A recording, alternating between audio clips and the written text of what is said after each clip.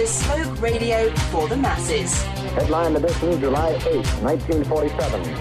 The Army Air Forces has announced that a flying disc has been found and is now in the possession of the Army. If the game is rigged, change the game. Game changer. I occasionally think how quickly our differences worldwide would vanish if we were facing an alien threat from outside this world.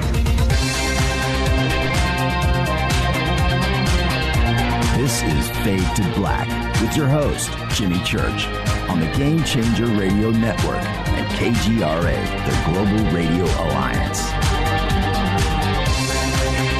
I need your help to get to the year 1985. You're listening to Fade to Black with Jimmy Church on the Game Changer Network. Well. How you doing? It's Thursday. Fade to Black, bespoke radio for the masses. Today's Thursday, July 7th. 190 days into the new year. 176 days left. We are live from a bunker somewhere in downtown Burbank, California. I would like to welcome everybody listening all around the world, all across the United States, hither and thither, to and fro, back and forth, up and down, east and west, north and south, far and near. This is Fade to Black. For KJCR, the Game Changer Network, and KGRA, the planet, I am your oh so humble host, Jimmy Church. What is crackin'? Thursday night. We made it. Best night of the week. What a week we've had on the show. But it's Thursday. It's Fader night. It's open lines. It's all about you. It is another Fader night. Jon Rappoport is here with his No More Fake Newsroom. The call-in number is 323-825-5045. You can follow us on Twitter at JChurchRadio, Facebook, YouTube. Everything's Fade to Black. Jimmy Church Radio, Jimmy Church, Jimmy, whatever. Who cares? There's 3 buttons. You can go now, follow, like, and subscribe. You can email throughout the show. As always, I'll get to as many as I can. Email is jimmy@jimmychurchradio.com. Just make it good. That's all you got to do. All right? The sandbox where we do not bite is hashtag F2B in Twitter. Any questions or comments throughout the show tonight? Hashtag F2BQ. All right, what's cracking? Don't forget to support the show, support our sponsors, Life Change Tea, getthetea.com. Use the promo code Jimmy when you order, either over the phone or on the internet. It's the new thing, and you get yourself some free shipping. Also, Studio Dome Surround Sound. Go now. Their TWS True Wireless Stereo Technology System 2 USB B2 speakers, $129. There, just use the promo code JCRTWS. We are 4 short weeks away from the Awareness Life Expo at the Crowne Plaza Hotel up in Sacramento, California, August 12th, 13th, and 14th. Richard Dolan, Lori McDonald, Victor Camacho, Patty Greer, Holly Cook, Len Kasten, and yours truly. Go and get all of your information over at jimmychurchradio.com. Let's get this show cracking. We got a lot to do tonight. All right, today, Ringo Starr, the luckiest man in the world, is 76 years old. All right. Does he know how to play drums? Does anybody know? Does Ringo actually play the drums? I want, you know what I want? I want drummers out there to tweet in. Do you think Ringo Starr can really play the drum? I've heard rumors out there that he's actually pretty good. There you go. Ringo Starr, luckiest man alive, 76 years old today. On this day in history, 2005, terrorists attack the London transit system when bombs are detonated in 3 crowded London subways, 1 bus during the peak of the city's rush hour, 2005. 7-7. Fader fact. I had to do this. with all of the email stuff that's going on today. Check this out. During Bill Clinton's entire 8-year presidency, he only sent 2 emails. Yep. That's a Fader fact. It's been vetted. Tonight, Fader Night. Open lines with Jon Rappoport and his No More Fake Newsroom. The call-in number is 323-825-5045. All right. Got to do it. Here we go.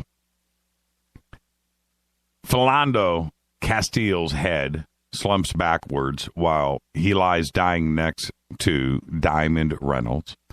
She looks into her camera and explains that a Minnesota police officer just shot her fiancé 4 times. Castile, African-American, was a school nutrition services supervisor who was popular amongst his colleagues and students, and all of the reports that have come out today were from his employer, friends, family. He had pulled over for a broken taillight. Yeah, a broken taillight. Reynolds explained in the Facebook video that the police officer walked up to the car and said, "Hey, do you know about your taillight being broke?" And they said no. And I guess that gives a cop permission to shoot somebody these days. He told the officer he was armed and had a concealed carry permit. And apparently so did she, by the way. Her daughter, who was 4 years old, was in the back seat. Now, I don't know how things have evolved with police departments around the country and society, that we have now come to the point where it appears, and I want to say this as directly as I can. It appears now that, and I know that there's a lot of great police officers out there that do what they were hired to do. Okay, I get that. But I don't know if it's a lack of training or if it is racial profiling, if it's racism in general. I don't know. It smells of all of that. That today, it seems to be that if you are looking for an excuse to pull a car over, you want to pull the car over. You know, you're a cop and you've got to pull that car over because you know there's something going on. And I call BS on all of that. The vast majority. Because when you pull somebody over for a broken taillight, that's what you're pulling them over for. There's no reason to be gun happy. You go up, you discuss the taillight. If that's all there is, and unless you are there just trying to cause trouble, looking for trouble, trying to make sure that you can amplify the situation. Because that's exactly, apparently, what has gone on here and has gone on repeatedly in the past. It's a broken taillight. You know, and to go up to a car that's got a 4-year-old girl in the back seat, and somebody says that he's got a conceal and carry permit, and you're told that out of the gate, that's not a reason to start shooting. He says he's got a conceal and carry. All right. Now, over a broken taillight, and before anybody wants to say anything about what I'm trying to say here, I'm saying seriously, it's over a broken taillight. A man has lost his life over a broken taillight. And now this is the point where us in this country We have to stop and go, enough is enough is enough. The police, the job of the police is to protect and serve us, not to shoot us. Now, there are plenty of instances where a cop is going to need to be on his guard. And I get that. But that's when you are looking for a car. There's some kind of all points bulletin out there, and you're looking for a specific car. You're looking for somebody that just did an armed robbery, some kind of felony, some kind of bank robbery, robbed a liquor store, whatever. I mean, and you're looking for that car. But when you pull over a car for a broken taillight, it's got a family in it, and then it ends with somebody getting shot in the chest for no reason and killed in front of his family for absolutely no reason. Now, let me explain the frame of mind that a cop should have. A cop signs on, a police officer signs on knowing that it's a dangerous job. You may get shot, you may get killed. That's your gig. You volunteered for this position. That is your job. It is not your job to shoot first and ask questions later. That is not what you sign up for. And so, if Philando Castile or somebody else actually reaches for a gun and pulls a gun out and points it at you, shoot. There you go. But if you don't see a gun pointed at you, you don't have the right to shoot first. And I don't care what the situation is. That's it. There is no gray area here. And I know that the Supreme Court has ruled on this years ago, where they have, a really broad range to deal with. But there is justification, and then there's necessity. Is this police officer justified in this killing? Under the law? Under the law, under this broad scope of freedom that they've got? Is it justified? I mean, so he can't get prosecuted?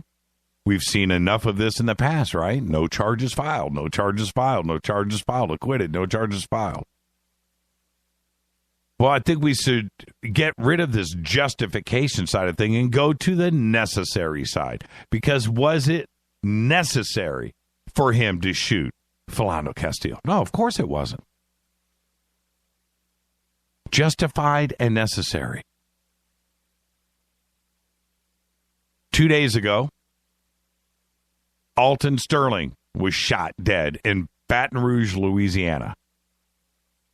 Now, the parallels between these two cases are spot on.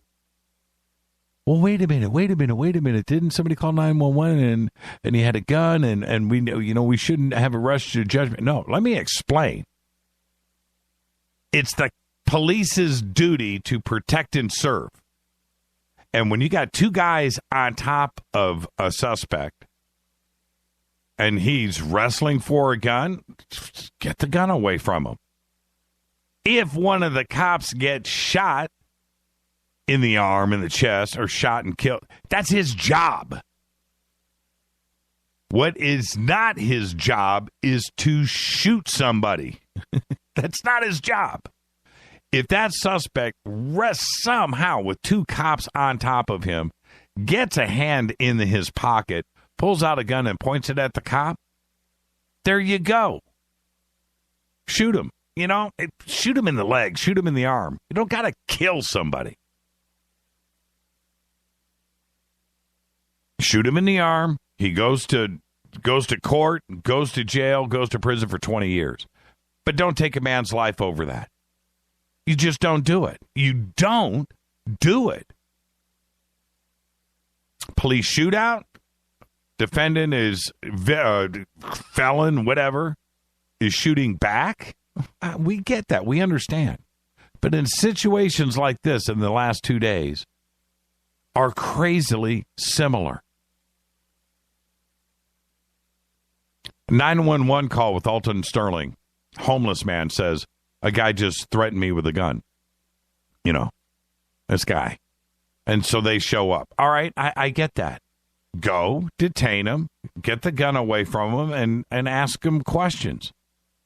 That's what you do. You don't kill him. 2 guys on top of Alton Sterling. It's the end of the story.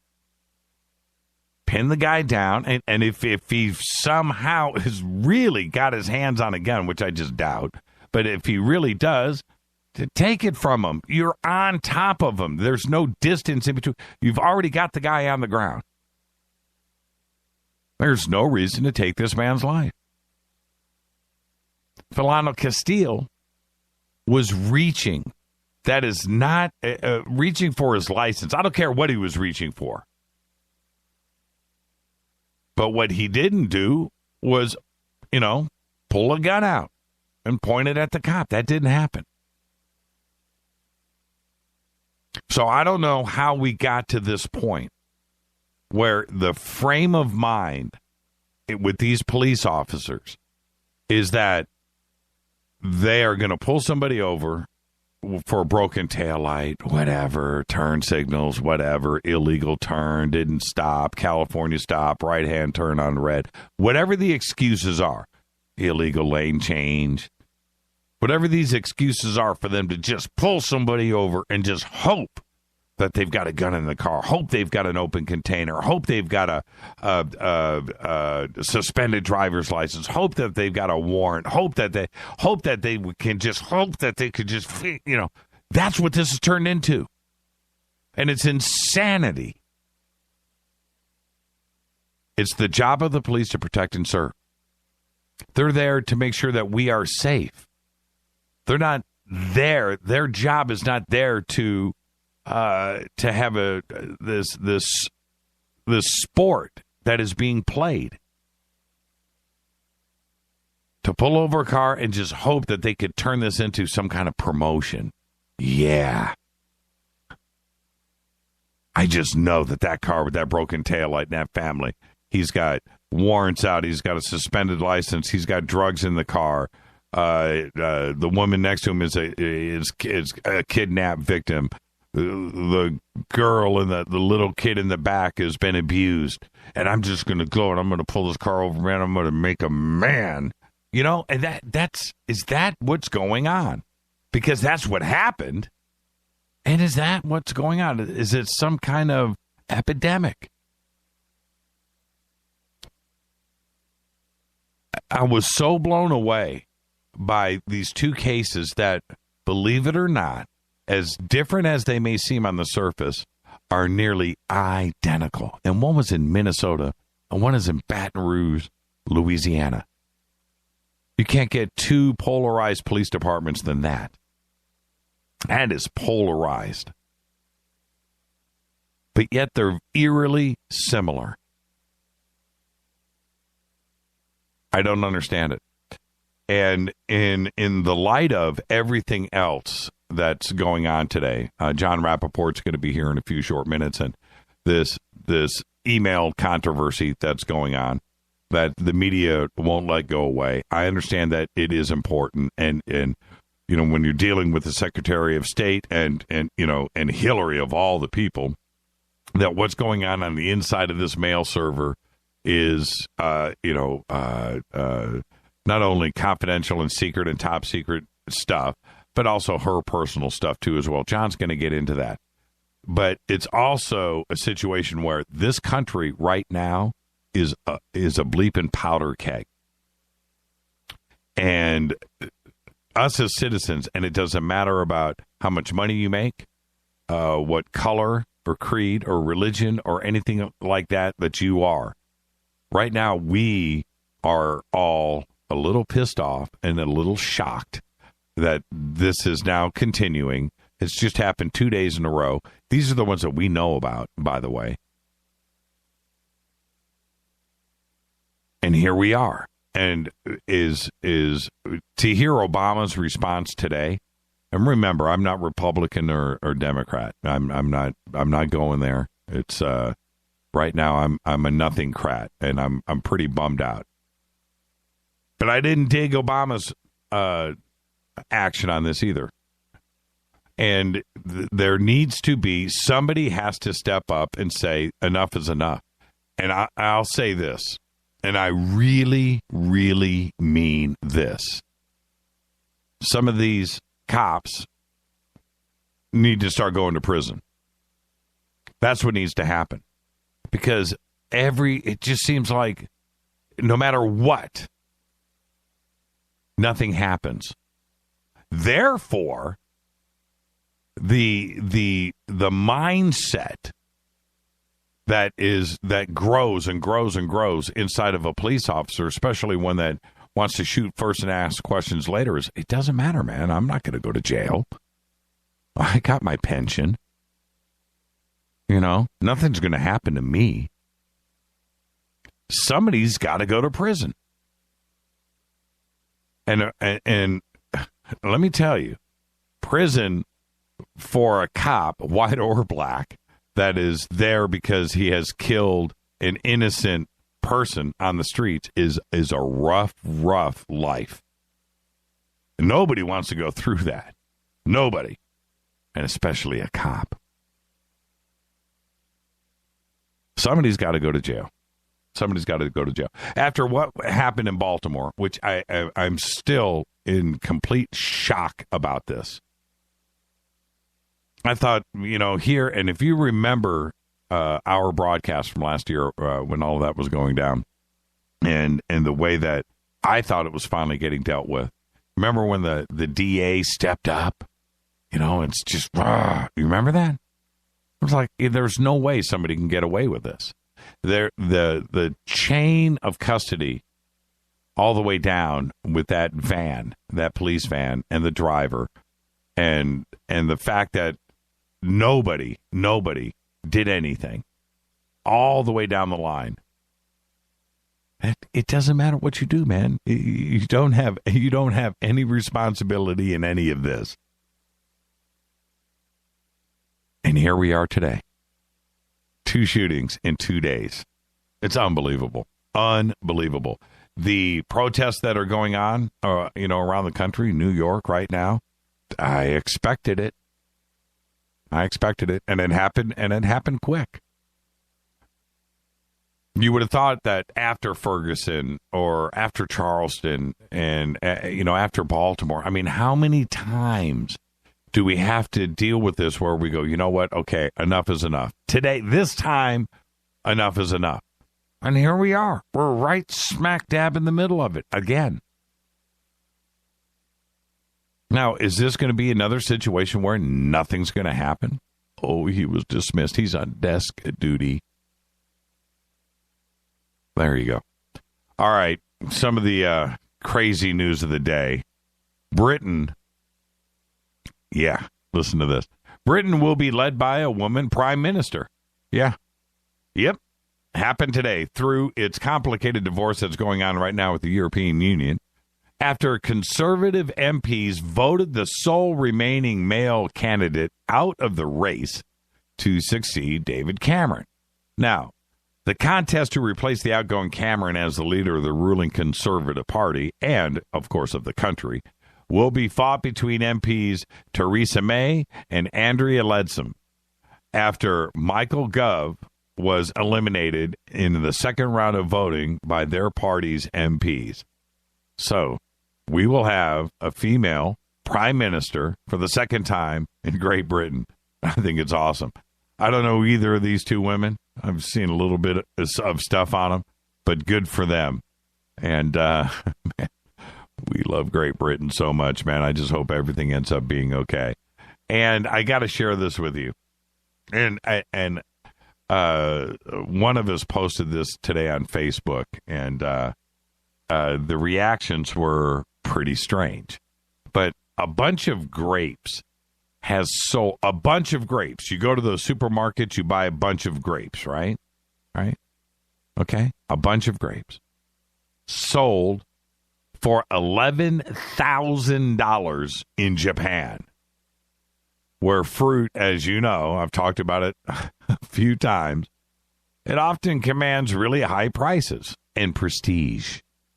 A supermarket owner from Western Japan walked away, are you ready, with 30 grapes, a bunch of grapes, 30 grapes, each worth $360. A single grape.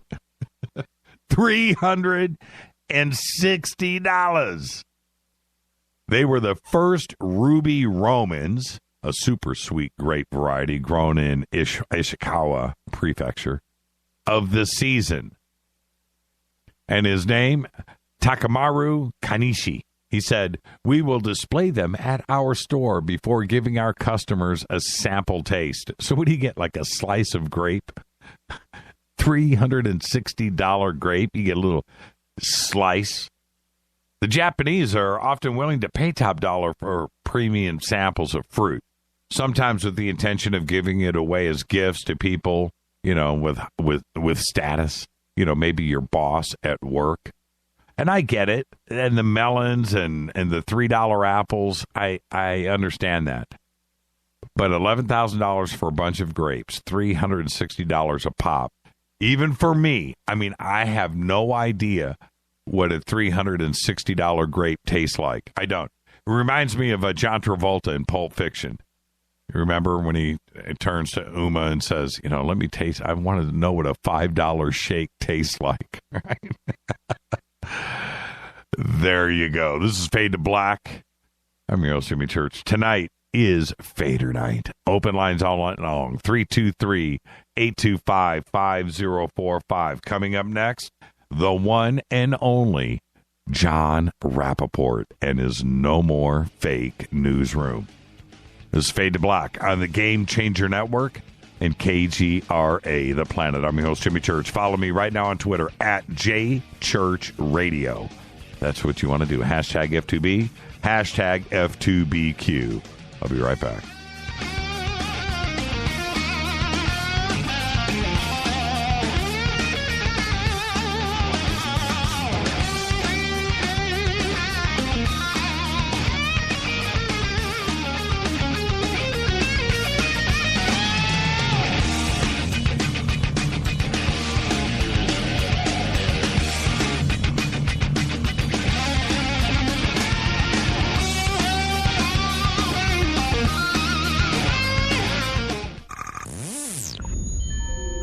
You're listening to Jimmy Church, Fade to Black. Fade to Black will now pause for alien identification. The station that talks the net. KGRA Radio. What's up, revolutionaries? It's me, Jimmy Church. Do you have an IRS or state tax issue? Well, I did, and I called national tax experts.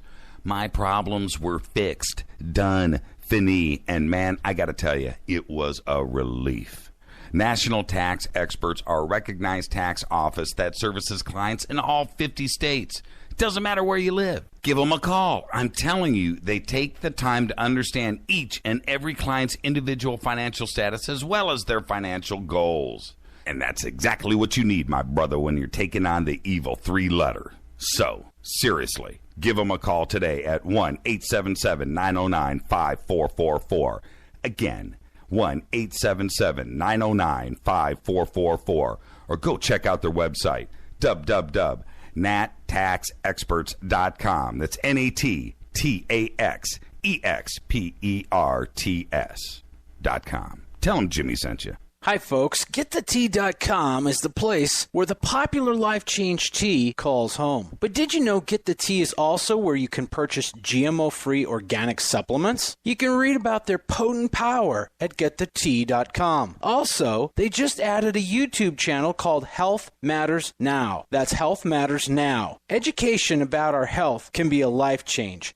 Maybe that's why our famous tea is called Life Change Tea. Learn about the trees for life. Our supplements have no fillers, no wheat, no rice, no garbage. And our tea is wow to the body. Make a conscious health change. Educate yourself on the most powerful essence of life, which is your health. You want more? Log on to getthetea.com. That's getthetea.com. Or visit our YouTube channel at Health Matters Now. That's Health Matters Now. And don't forget our fabulous mild detox tea at getthetea.com. 9 out of 10 geneticists agree. Fade to Black is not your father's radio show on the Game Changer Radio Network and KGRA, The Planet. Hi, this is Chase Kletsky with Fate Magazine Radio, and you're listening to Jimmy Church and Fade to Black on the Game Changer Network and the KGRA digital broadcast station, where the Fader-Knots rock. Hi, this is Rob Reiner from Anvil, and you're listening to JimmyChurchRadio.com. What's up? I'm Chris. What up? This is Kyle Massey, and you're listening to Jimmy Church Radio.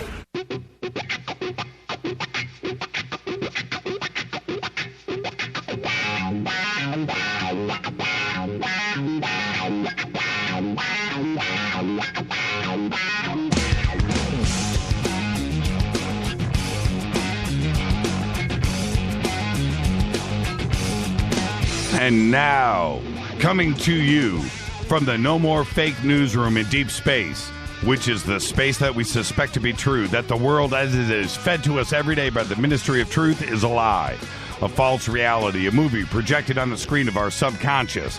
This, however, is the breakout. All the screens crash. They all go down, and we see the light of day, a new day. No more robots, no more androids. It's the No More Fake Newsroom with John Rappoport. Take it away, John. Thank you, Jimmy. Tonight, a really bad piece of theater called the Hillary Clinton email scandal and the cover-up. I haven't seen a farce like this in a long time. And there are so many points of farce in this that one has to wonder, what is actually going on here? Are they trying to expose Hillary Clinton by exonerating her? Sometimes they play it backwards, and maybe this is one of those cases. Why would they try to go that route? Well, she and her husband are powerful political players with many, many high-level financial, political, corporate connections. If you go out and you accuse her directly, if you prosecute her directly, what would happen to you? What might you have to pay for? So there is always this possibility hovering over the very badly played piece of theater here that indeed somebody is trying to expose her obliquely by exonerating her in such a poorly framed way, shall we say. And I'm going to run down here some of the points. We start with FBI Director Comey. A day and a half ago, he says, I am here, and he's talking before television cameras here. This is worldwide coverage. The FBI director. You don't see this, but there he is. Our people have done a magnificent job. They have poured through tens of thousands of emails. They have looked everywhere in every nook and cranny to assemble the truth, to discover what it really is. And I heap all possible praise upon them, etc., etc. On and on he goes. And then he begins to enumerate the ways in which Hillary Clinton broke the law. He doesn't quite say it that way. Did things that were not correct? Yes, certainly. And he names them, and he goes down the list. And it's obvious that what he's talking about adds up to a legal term called gross negligence. But then it's time for him to offer his recommendation to his boss, who is the Attorney General of the United States and the head of the Department of Justice, Loretta Lynch. And he says, we do not recommend prosecution because we see an absence of actual intent to do harm. Bang. First of all, when is the last time that you saw a global press conference on television with the FBI director making a recommendation about prosecution to the Attorney General of the United States? Never? If so, it's a long time ago, beyond memory. Why? What's going on here? In fact, he has just made a tremendous case, Comey, in his press conference for prosecution, because in the Federal Penal Code, Title 18, Section 793, subsection F, the law spells it out very clearly that gross negligence is a crime in the handling or mishandling of classified information. That it is the kind of crime that can land you in prison for up to 10 years with a fine. In fact, that section of the Penal Code was expressly written to, get this, to rule out the issue of intent. Well, what was the intent? Was it really to do harm? It's hard to say. We don't know what's in the person's mind. We're not sure. Did they really intend? It's a very tricky issue and so forth. And that's why that section of the law was written. It was written about the subject of gross negligence, about which FBI Director Comey just made a very compelling case in front of the whole world for prosecution. But then he turns around and says, because there is no intent that we can discern, we recommend no prosecution. Wow. Wowie zowie. Again, Title 18, Section 793F was written to cover gross negligence and to rule out, set aside the whole issue, the thorny issue of trying to discern the intent. That's why it was written. Comey just made a case for gross negligence, and then he turns around and goes the other way. Now, what is he doing, Comey, making a recommendation in the first place? Let's take this down to the level that we can all understand. The city cops. The city cops amass evidence of what they consider to be a crime or a possible crime with a suspect. They hand over that evidence to the local DA, the prosecutor, and the prosecutor's office decides whether to prosecute. That's the way the system works. That's the only way it works. It's called prosecution discretion, discretionary prosecution. It is not the law enforcement agency called the police that determine how this is going to go. They just simply hand over what they have, and the prosecutor makes a decision whether to go to court or not. But in this case, it's looking very much like FBI Director Comey is stepping beyond the purview of his job and acting as if he is a prosecutor. Which brings us to the next point. Because in fact, a day or two earlier, the U.S. Attorney General Loretta Lynch said publicly that she would accept the FBI recommendation, whatever it was, with a kind of small print proviso that, yes, she could make up her own mind about this and so on and so forth. But basically, she was going to take their recommendation and act on it. This is completely backwards. She has no business, as the Attorney General, saying that. She is supposed to look at the evidence presented to her by the FBI and decide whether this is a crime that needs to be prosecuted, with the suspect, in this case, Hillary Clinton. But that's not what happened. Everything went backwards in this really amateur night in Dixie piece of very bad theater. Back to Comey again, FBI director.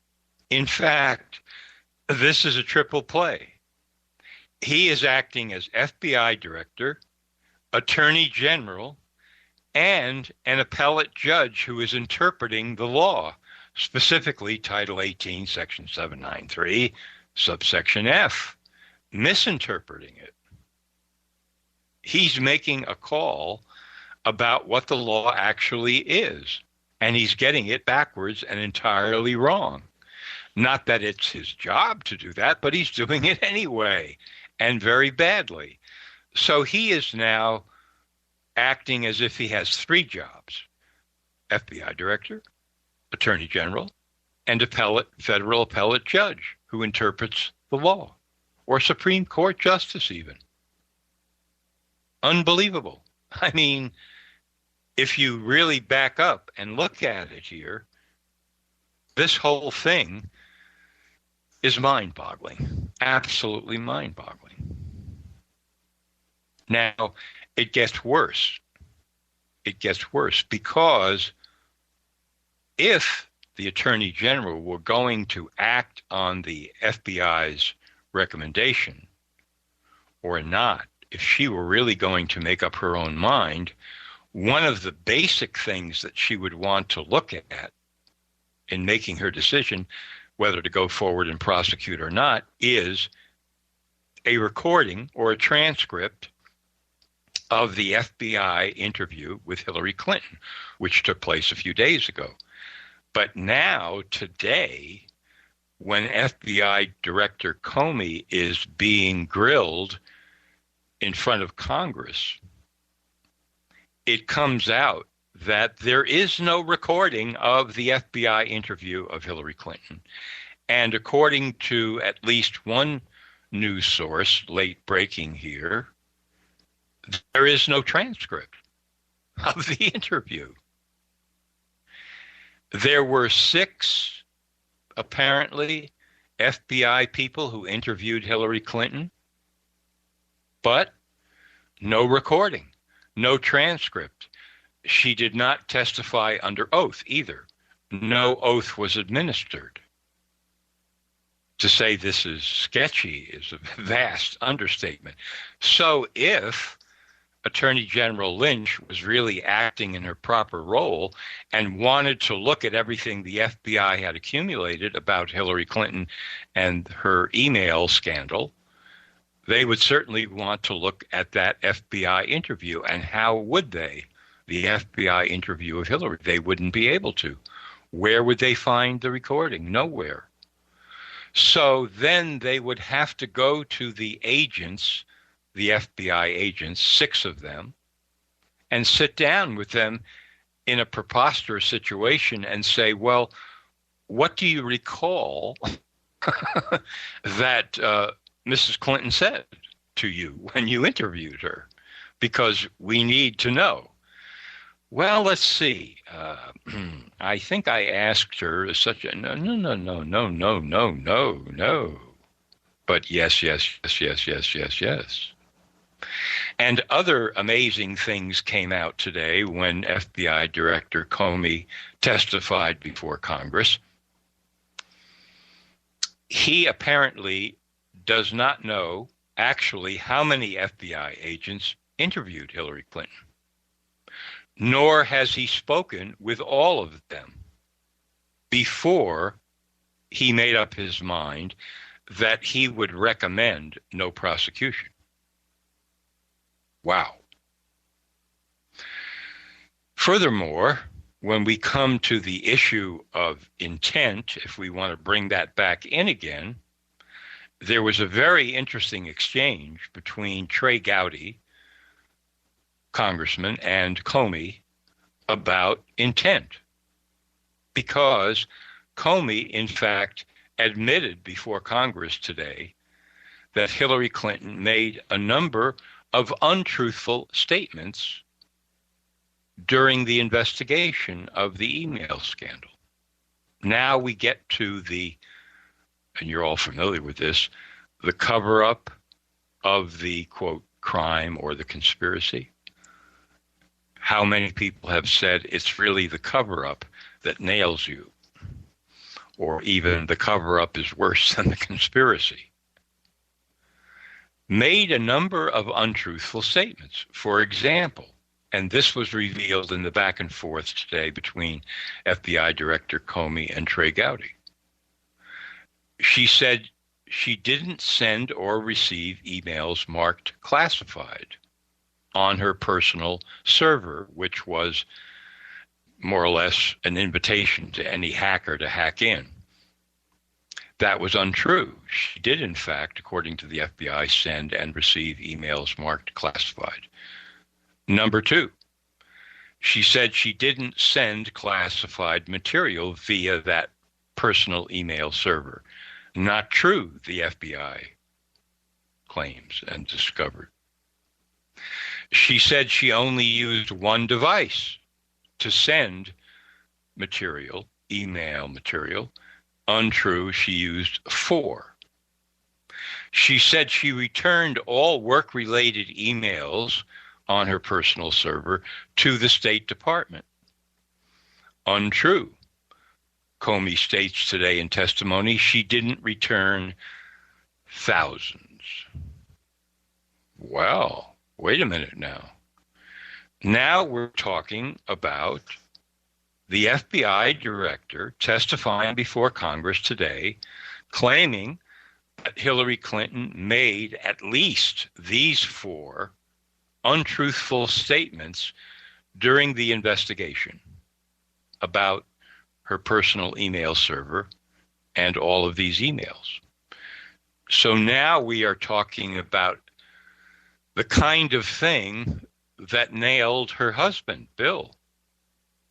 It was a charge of perjury in testimony about Monica Lewinsky that was the basis for the legal actions taken against President Clinton, including the impeachment action. Perjury, untruthful statements, the cover-up. This is now all out in the open. These 4, at least, significant untruthful statements. Not only that, but as Trey Gowdy indicates to Comey, because they're both legal eagles, he basically says to Comey, so with these 4 untruthful statements in hand, and others that we could get into, how would this be used by the prosecution? And Comey admits they could be used to show intent in a prosecution, criminal prosecution. That's what they would be used for.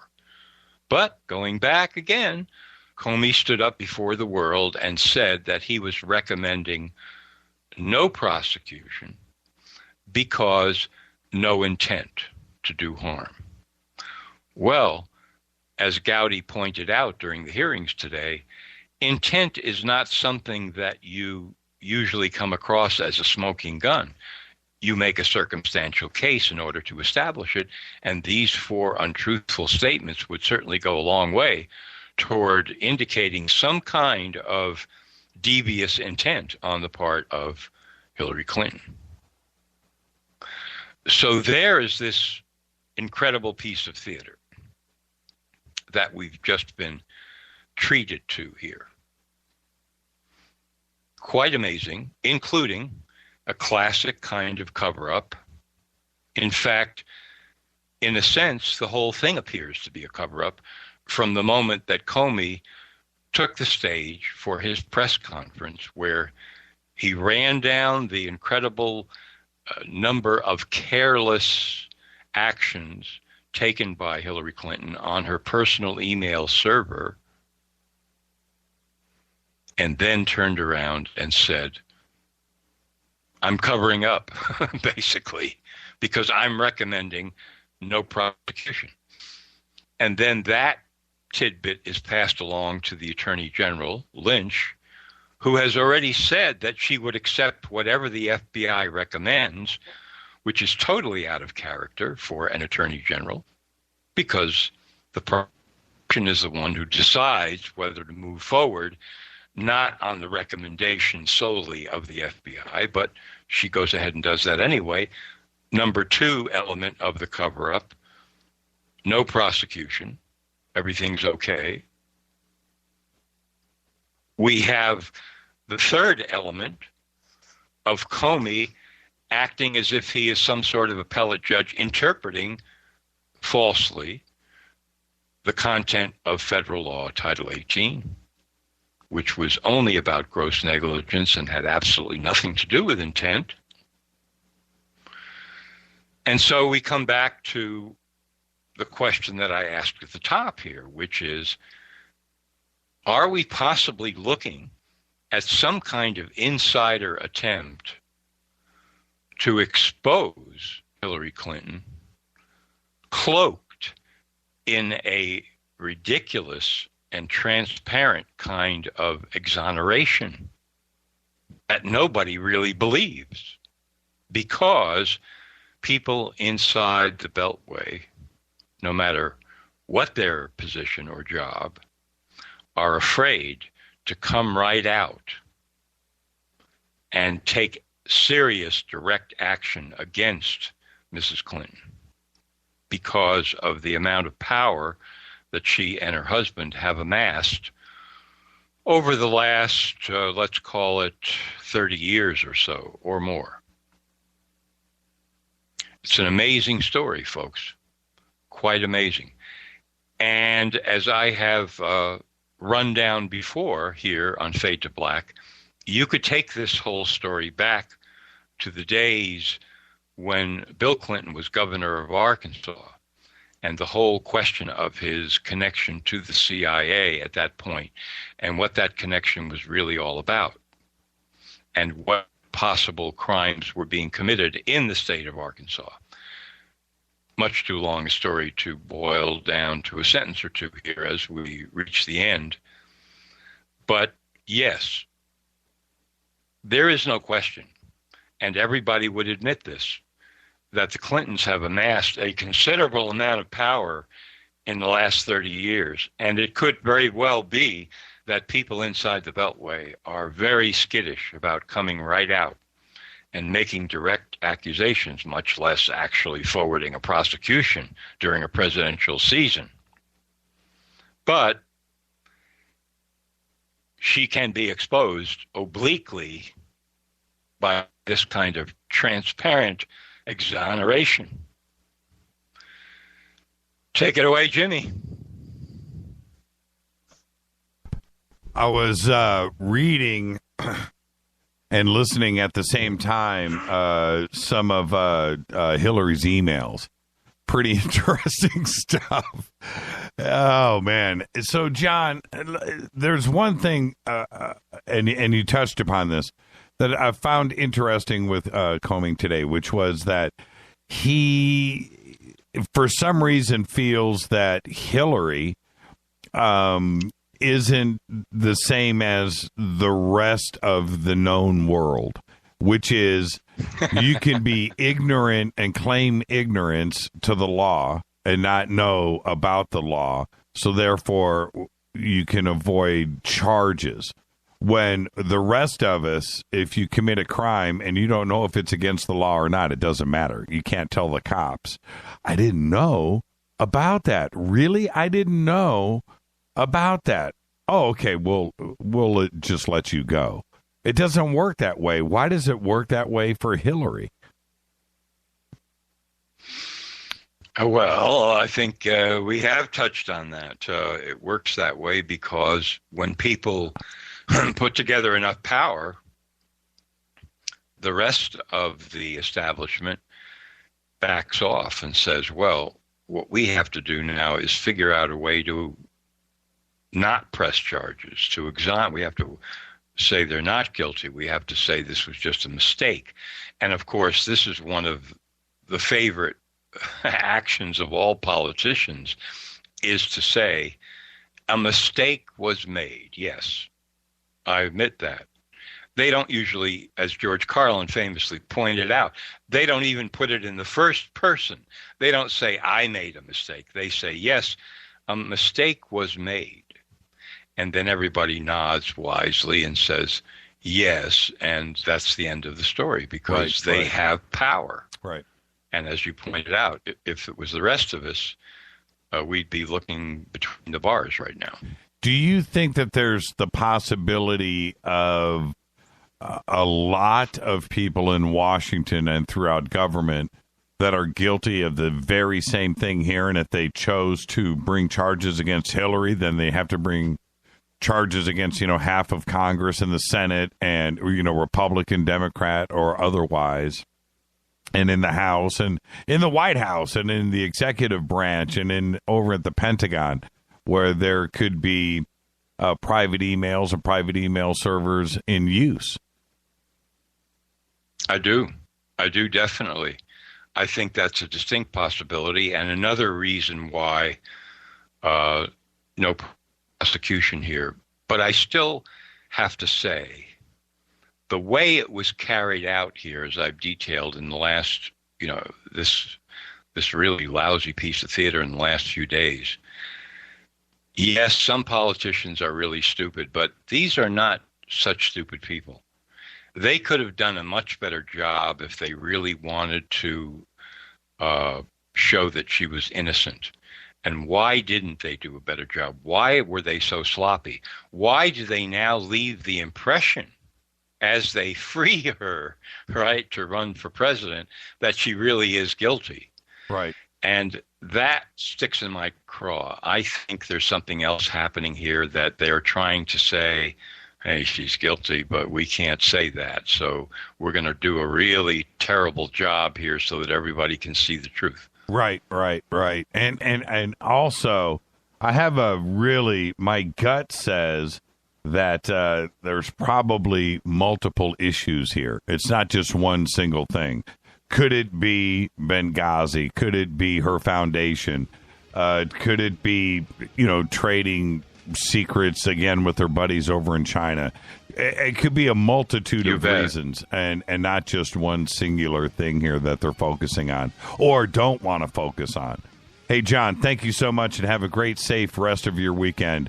John's website, nomorefakenews.com. This is Fade to Black. John Rappoport is the best. I'm your host, Jimmy Church. More when we come back, including your phone calls. Stay right there. Thank you, John. Thank you, Jimmy. This is Fade to Black with Jimmy Church on the Game Changer Radio Network and KGRA, the Global Radio Alliance. The station that talks the net. KGRA Radio. Hello, I'm Katie, and you're listening to my main man, Jimmy Church, on jimmychurchradio.com. Hi, this is Ray Hobbs here, repping the planet, and you're listening to my good friend, Jimmy Church, Fade to Black, on the Game Changer Network and the KGRA digital broadcast station. FoodForLiberty.com sells high-quality, storable foods from Numana. And right now, take advantage of our summer special. Purchase 2 family packs and we'll send you a Pro Pure Water Pitcher, a $70 value, free. This premium pitcher is ideal for use with just about any water source and removes more contaminants than other brands. And it comes with a filter that lasts up to 2 full years. Whether you need to be prepared in the event of an emergency, you're an outdoor sports enthusiast, list. New Manna is known for high-quality, great-tasting, GMO-free, super nutritious food with no chemical preservatives. And with a 25-year shelf life, you can't beat the feeling of being food secure when you need it most. Go to foodforliberty.com right now for great-tasting, high-quality, storable foods from New Manna. Buy 2 family packs and get the Pro Pure water pitcher free. It makes good sense to be prepared. Get it at foodforliberty.com. Imagine no longer being tied down to your computer, but having the freedom to take live talk radio with you anywhere you go. TalkStream Live introduces our first ever iPhone application. The talk shows you follow now follow you, and your iPhone is now the fastest and easiest way to stay connected to the best talk radio on the internet. Let TalkStream Live transform the way you listen to radio. Listen to live talk shows 24 hours a day, 7 days a week. Mobile talk radio from TalkStream Live. Now available in the iTunes App Store. This is Toby Kebbell. You're listening to JimmyChurchRadio.com. Don't hurt me, Jimmy. I'm only little. Hey, I'm Adrian Grenier. And this is Ari Gold. We're the Honey Brothers. Yes. We are of the Honey Brothers. Hey, I'm Adrian Grenier. And I'm Ari Gold. We're the Honey Brothers. And you're listening to Jimmy Church. The Revolution. What's up, Fadernauts?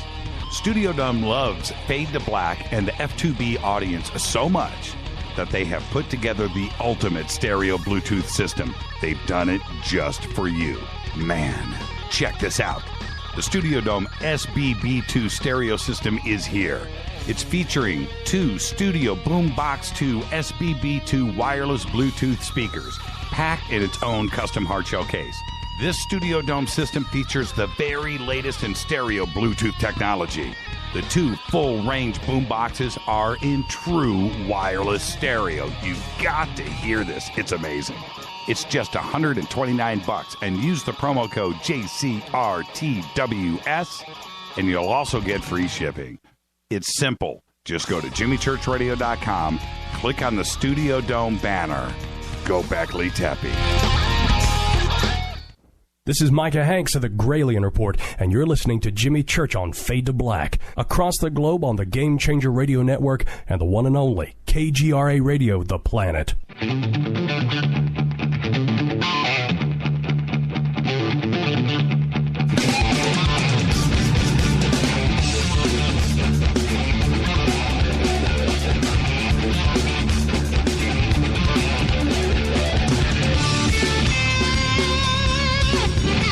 Welcome back to Fade to Black. It's Thursday night. It's Fader night. It is your night, and I do want to hear from you. Phone lines are open. 323-825-5045. This show is about conspiracy.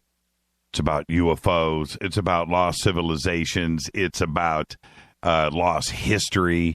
It's about ghosts and the paranormal and time travel.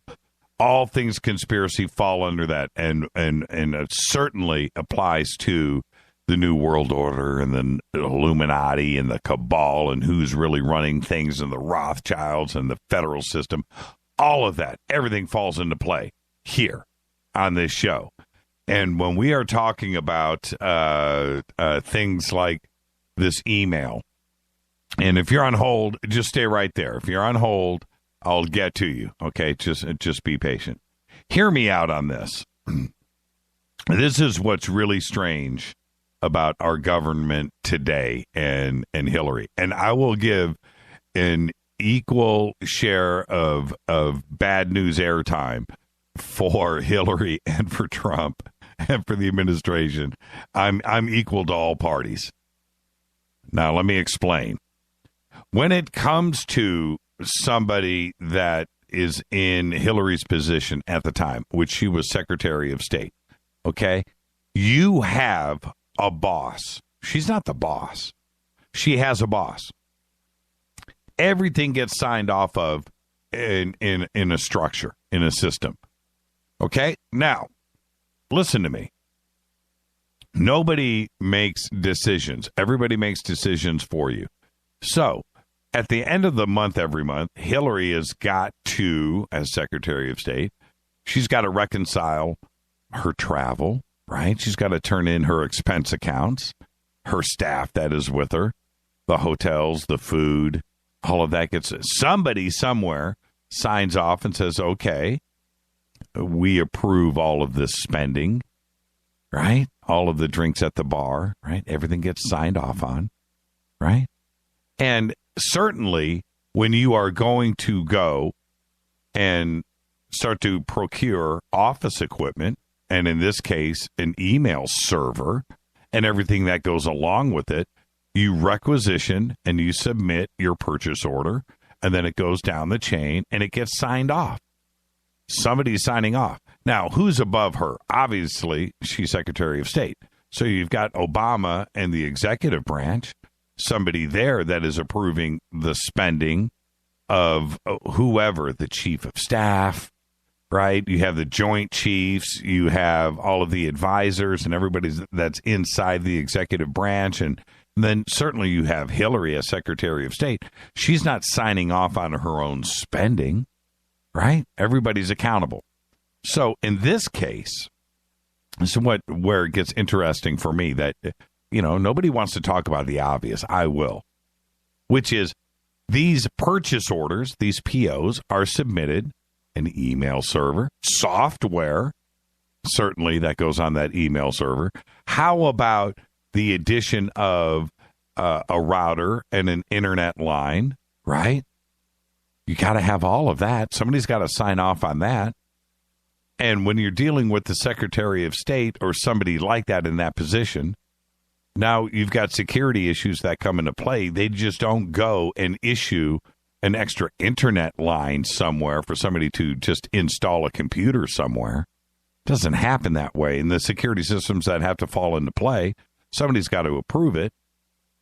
And whether you're Secretary of State or not, or somebody else, isn't there somebody questioning who needs an email server? Why would you need that? Why do you need this software? Why do you need this? Why do you? What's going on here?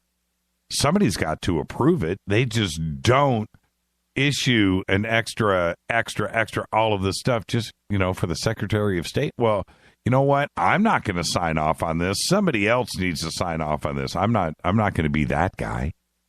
Nobody wants to be the person that says yes. You defer everything. You don't want that responsibility. Do you understand?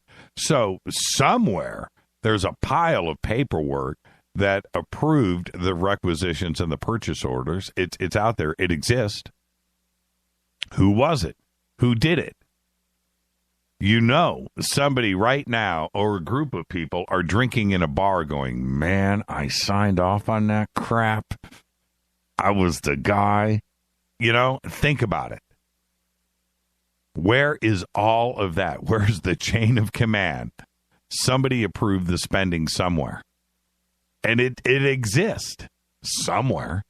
Where did they purchase the server from? Did they go down to their local Best Buy? Did they purchase it online? Who decided what? Think about that. Let's go to the phones. Hi, you're live on Fade to Black. Hey, Jimmy, this is Bob. Hey, Bob, where are you calling from? Oh, I'm from Arcadia, man. This is your good old brother. Oh, right down the street. Yeah, I know. A few states over. That Arcadia. Yeah, what gets me is, if there wasn't nothing there, why did they give the IT guy immunity for anything he had to say, See, that's something kind of quirks in my head a little bit. Yeah. You've hit the nail on the head. I don't think, in my opinion, it's one, specific reason here. I think there is a lot of things that come into play. And same here. Yeah, and one of the obvious things is how many guys that are trying to point fingers at Hillary right now, Republican or Democrat, doesn't matter, that are guilty of the exact same thing. Oh, exactly. Right? So if they bring it down on her, the next thing you know, what? They've got to go and investigate how many members of the executive branch or the House, the Senate. It doesn't matter. How many are guilty of having either private email or a private email server that they have been running government information on and through. How many guys in the Senate have a friggin' AOL account, right? Right. That have had a... I mean, you're back a few years there. Yeah, but that's what I'm trying to say. And so what kind of but that's just one little facet of this. There's so many other things that could be put into play here. Not only the fact that there could have been top secret information and the server could have been hacked. That's obvious. That's the easy stuff. Oh yeah, I'm still waiting to see what WikiLeaks is going to be bringing out. Supposedly, if it went against her, or they're supposed to be dumping a whole lot of emails that they had this. God, I can't remember the guy's name, but. Well, hacker took from her. Yes, and see that the thing is with that, Bob, and that's a great point, is they don't even know, the FBI, how many times she has been hacked. Exactly. You don't know. I mean, and so just on that level alone, I cannot believe that there isn't a basic blanket standard that if you are a government employee, you have a government email account with our security, our responsibility. If anything goes wrong, it's on us. It's not you. And everybody has that, and that's what you use, period. And as an American citizen, I think we're all shocked that isn't indeed the case. Right. I mean, how can it be that our Secretary of State had her own private email server? How is that even possible? How's it possible? Right, and then she was told how many times that, no, this is not acceptable. But... I mean, where does what gets me is, so Jimmy, when I hear this, it flashes back to that teen, the affluent teen that was drunk, but because he was rich enough, he didn't understand. He got away with it. Affluenza. He killed all the people. Yeah, affluenza. Right. Yeah. And see, the thing is, with Hillary, and I know we're talking about Hillary because she's the one that got caught, okay? Exactly. And it's how she got caught, which is even more hysterical. She got caught because she was dealing with more than one cell phone. And a reporter saw her doing that, right? And said, well, wait a minute. Why does she have 2 or 3 different email accounts? I'm going to go look into this. Had Hillary had half a brain and would have had all of her email accounts on one cell phone, we wouldn't be talking right now, Bob. She wouldn't have gotten caught. That's the trippy part. It is. But somebody in the Hillary camp or in any other assistant or intern for some senator or whatever that comes forward and actually thinks that a private email server is a good idea. Like, this is something that we need to do. I don't know who, why Hillary would turn around and go, you know what, that's a good idea. Let's set up my own private email server. Oh, it's convenient. Yeah, where does that intelligence come from? I have no idea. Does that sound like something that's really going to end badly? Doesn't it? It's like Bad Saturday Night Live skit, There's no good ending to that story. It just doesn't exist. And here we are today. And for her to be able to get out of this because she didn't lie during the investigation. Okay, all right. I don't know how many criminals have ever had the charges dropped because they didn't lie during the investigation. Oh, you must be a good guy. Forget about that 10 kilos of cocaine we caught you with. Oh, yeah, that's right. Yeah, you said you picked it up at 6 and it was at 7. Oh, okay, you can go. Right, you've been honest with us. Okay, we'll forget about the charges.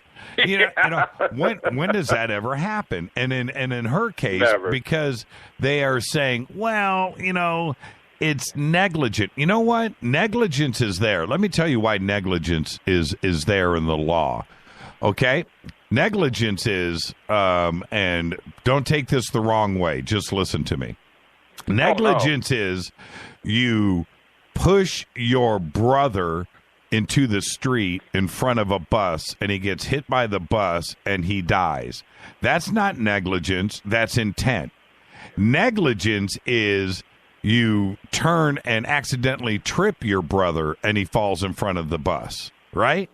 That's negligence. And in fact, that's even the wrong term. Negligence, you forgot to roll the windows down when you had your dog in the car.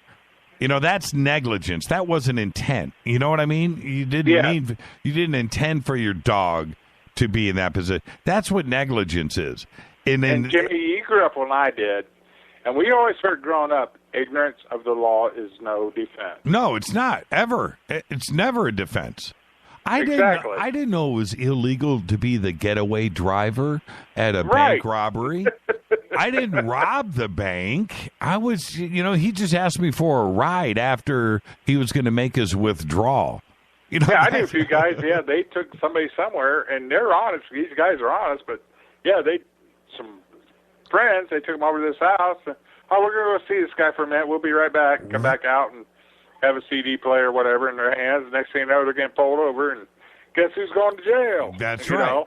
That's exactly right. And so I don't know why all of a sudden with this, which is a pretty serious situation. It is. Where feigning this ignorance of the law that you didn't know and so forth is good enough. And they're talking, Congress is talking right now of stripping her of her top-level clearance. So I don't know how that would work out if she would win the presidency. If Congress strips her for her rights for top-secret clearance, what would happen? Yep. Now, I realize that is slim, but yeah. And I realize that she was caught. I do. But there isn't anybody, and not even Reagan, man. There isn't anybody that doesn't get to the White House and gets into the Oval Office and makes it all the way there that doesn't have a closet full of really bad news. it's like to me. When I ever hear her talk, it's like, I did not have sex. I hear Billy, Bubba talking. Every time she said about not having them emails, it's like, okay. Well, it's like a flashback. Yeah, that's exactly right. And everybody, that's the problem with the Hill right now, is that every time something like this pops up and they start pointing the fingers at somebody, the guy that is usually pointing the fingers is got more guilt in his background and in his closet than you know what I mean? And I've heard some other sites talk about that they had some dirt on these people, and that's why it ended up the way it did.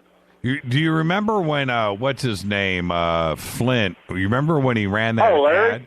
You remember when he ran the ad for any prostitutes to come forward or strippers if they knew anybody, if they had any, clients in Washington, D.C., You remember that?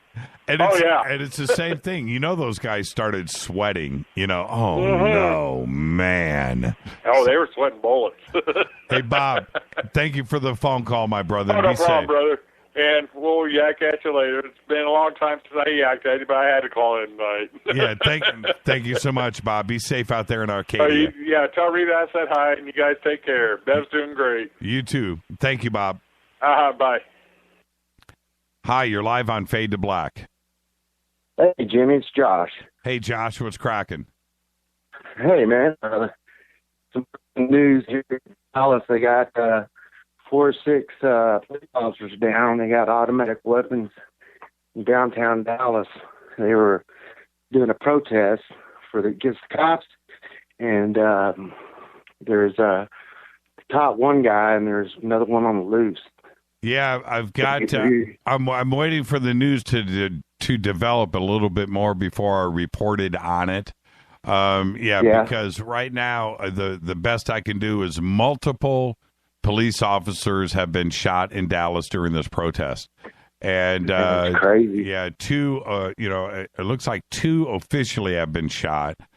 And I was looking at the descriptions here, but before I go and report on stuff, Josh, I need like 2 or 3 sources, to confirm before I go and start, reporting on things that I can't really nail down. But it definitely looks like things are heating up in Dallas, and it's and like I said at the beginning of the show, I mean, it's a powder keg. The country is at the point. It doesn't matter if you're white or black or whatever. It has nothing to do with it. This is a situation where the man is a little bit out of control. I don't. And I already got a couple of emails here since the beginning of the show that said, things like, Jimmy, you're jumping the gun here. You're only hearing one side of the story. I don't need to hear both sides of the. I don't need to hear the police side of the story when somebody is shot in a car for a broken taillight. I don't need to hear the police side of the story. I don't, unless the only thing that the police can say is that a gun was pointed at us, and unless the gun was pointed at the cop, then that's it. The story is closed. And it's the same thing with Alton in Baton Rouge. Okay, he's on the ground with 2 cops on top of him. And unless he had a gun in his hand and was pointing it at one of the, that's it. There's no excuse for him to have been killed. There just is not. And even if the cops are on top of him, the cops weren't 10 yards away. They are physically on top of him. If he is somehow making his way towards a gun, disarm him. You're on top of him. Tase the crap out of him. Whatever. But you don't have to kill the guy. You don't have. It's not their job to kill. It's not. And that's what's going on here. And I need to make that perfectly clear for anybody out there that wants to defend the police side of this. There's nothing to defend. We're talking about lives being lost. Now, am I this stuff that's going on in Dallas and police officers getting shot? No, that's not. That's out of control too. We don't need to get to that point. We don't. I mean, this could seriously spin out of control. That's why I had said earlier, Josh, and I really mean this. I put this all on Obama. I put it all on Obama. Yeah. You just squash it right now. You get on the TV and you go, look, I'm telling every police department in the United States to put things in check immediately. Immediately. That's it. And that's what we need to hear. We need to hear it from the top down. That's what we need to hear. That's all we want. That's why we're protesting. That's all we want, that something's actually going to be done. That's all. Yeah. And that's all that we're asking for. Everybody in this country loves this country. We don't want to see it spin out of control, but we can't have people. Yeah, absolutely. The people that are here that are supposed to be here to protect us that are not shooting us. That's no. Now we just have to, handle our business in a nonviolent way because this is America. It's the way we do things. So absolutely. Yeah, we don't need anarchy in the streets, man. We don't need to go and start shooting cops and no, that's not going to solve anything. It's just a really stupid thing. So, and I feel really bad for what's going on in Dallas right now, and soon to be every city in the country, unless it looks that way. Yeah. Just like I said, Obama needs to just get on the screen and take responsibility and get something done. Thank you for the phone call, Josh. Be safe out there. All right, brother. You too. Okay, Bye-bye. man. Bye. Yeah, man. It's a crazy situation right now. It's a little bit crazy, and I don't know when. I just read a couple of emails that I just referenced. That come in and make these statements that I'm only reporting one side. That's because I am. Let's not make a mistake here. I'll say it right now. From my side of the fence, it is very, very clear here. All right? The cops are here to protect and serve. And unless there is something pointed at their face, there is no reason to go and kill somebody. There is not. You are armed to the teeth. You've got stuff in the trunk of the car. You've got stuff strapped. You are armed. What are you afraid of? You know, and that's it. That's the line in the sand. Unless there's a weapon pointed at your face, you're not killing anybody. There's no reason for it. You know, one of the things that I've always found disturbing, too, and I'll say this now, and this is part of the conspiracy, I swear about the man. When you see somebody, some criminal, whatever, some deranged guy, somebody that's insane, whatever, and he whips out a knife and gets shot from 20 yards away. It's like, what do you do? He whipped out a knife. So you shoot him for 20 yards away. It's just crazy to me. No matter what the criminal, you know, man, just get the guy detained, shoot him in the foot. What's he going to do? Run at you? You know, shoot him in the foot, take him to jail. There's no reason to kill somebody. Ever. Man, crazy. All right, we're up against another break. 323-825-5045. 323-825-5045. What are your thoughts on this email? And I do want to hear from you. What did you think about Comey?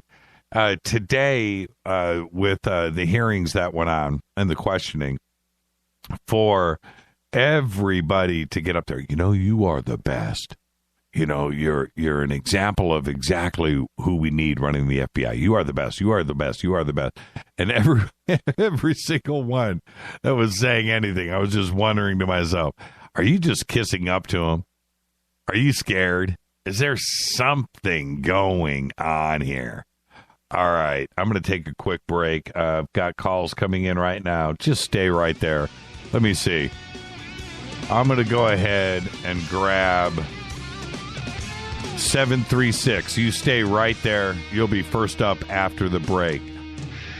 480, you're next. Stay right there. This is Fade to Black.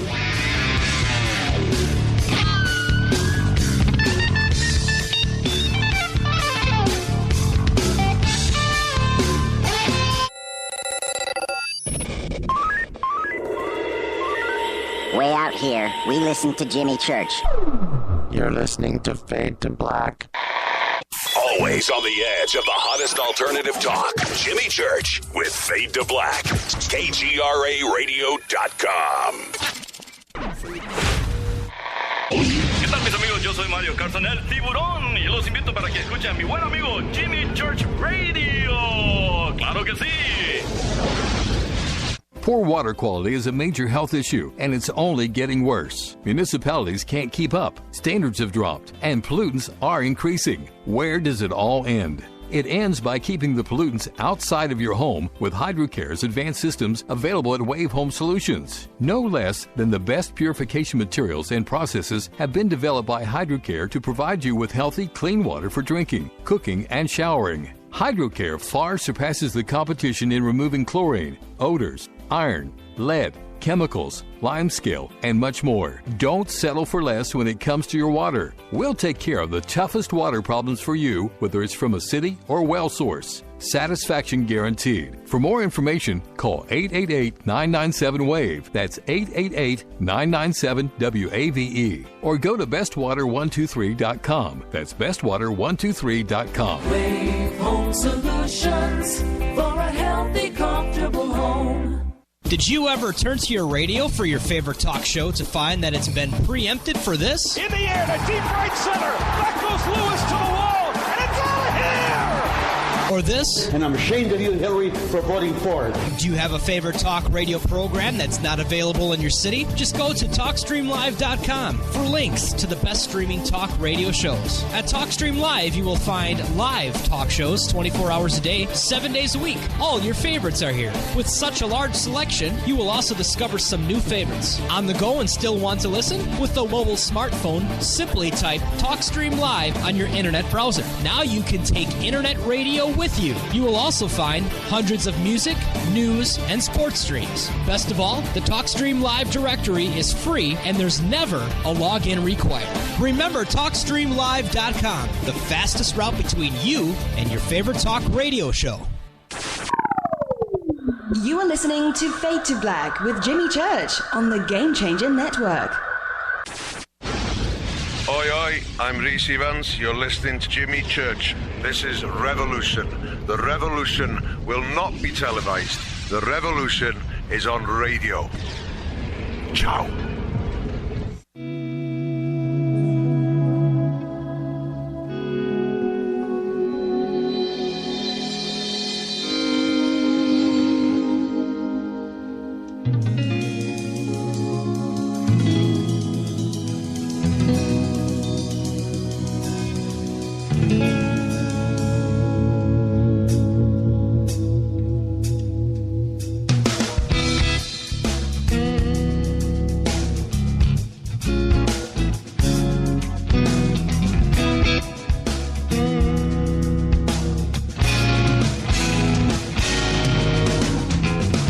Welcome back to Fade to Black. I'm your host, Jimmy Church. You can follow me on Twitter at JChurchRadio. Use hashtag F2B in Twitter. That is the sandbox. Hashtag F2BQ for questions or comments during the show. There's a pile of them here, and I will get to all of those. Let's go back to the phones. Hi, you're live on Fade to Black. Hi, Jimmy. Yes. This is Amy in Minneapolis. I just got a comment on the guns, the shootings, and the emails. The shooting that happened here last night. Well, one thing is, if somebody tells you they got a permit to carry, you know, if they're planning on shooting a cop, they wouldn't tell the cop that I have a permit to carry and I'm carrying a gun. Yeah, you're absolutely right, but you're 100% correct, Amy, and thank you for making that comment. But you know what? It shouldn't even come into play. You know what I mean? Whether or not you have a concealed and carry or not, you're pulled over for a taillight, and that's what the cop is there to deal with. And just show them your license and move on. The fact that it ended like it did, it is 100% on that police officer. That's it. Oh, I totally agree. But I also think they're training cops to be more aggressive and shoot first and ask questions later so that they can take our Second Amendment away. Well, I think it's part of a plan. Yeah, I hear you there. The thing is, the Second Amendment will never go away. It will not ever go away. It's not. It's not. Regulation on, AR-15s and AK-47s and 80-round clips and armor-piercing bullets and stuff like that. I could tend to agree with that to a point. But the Second Amendment itself is never going to go away. It's never, ever going to go away. So well, good. And then on the emails, I think the Clintons have enormously more power than even you think.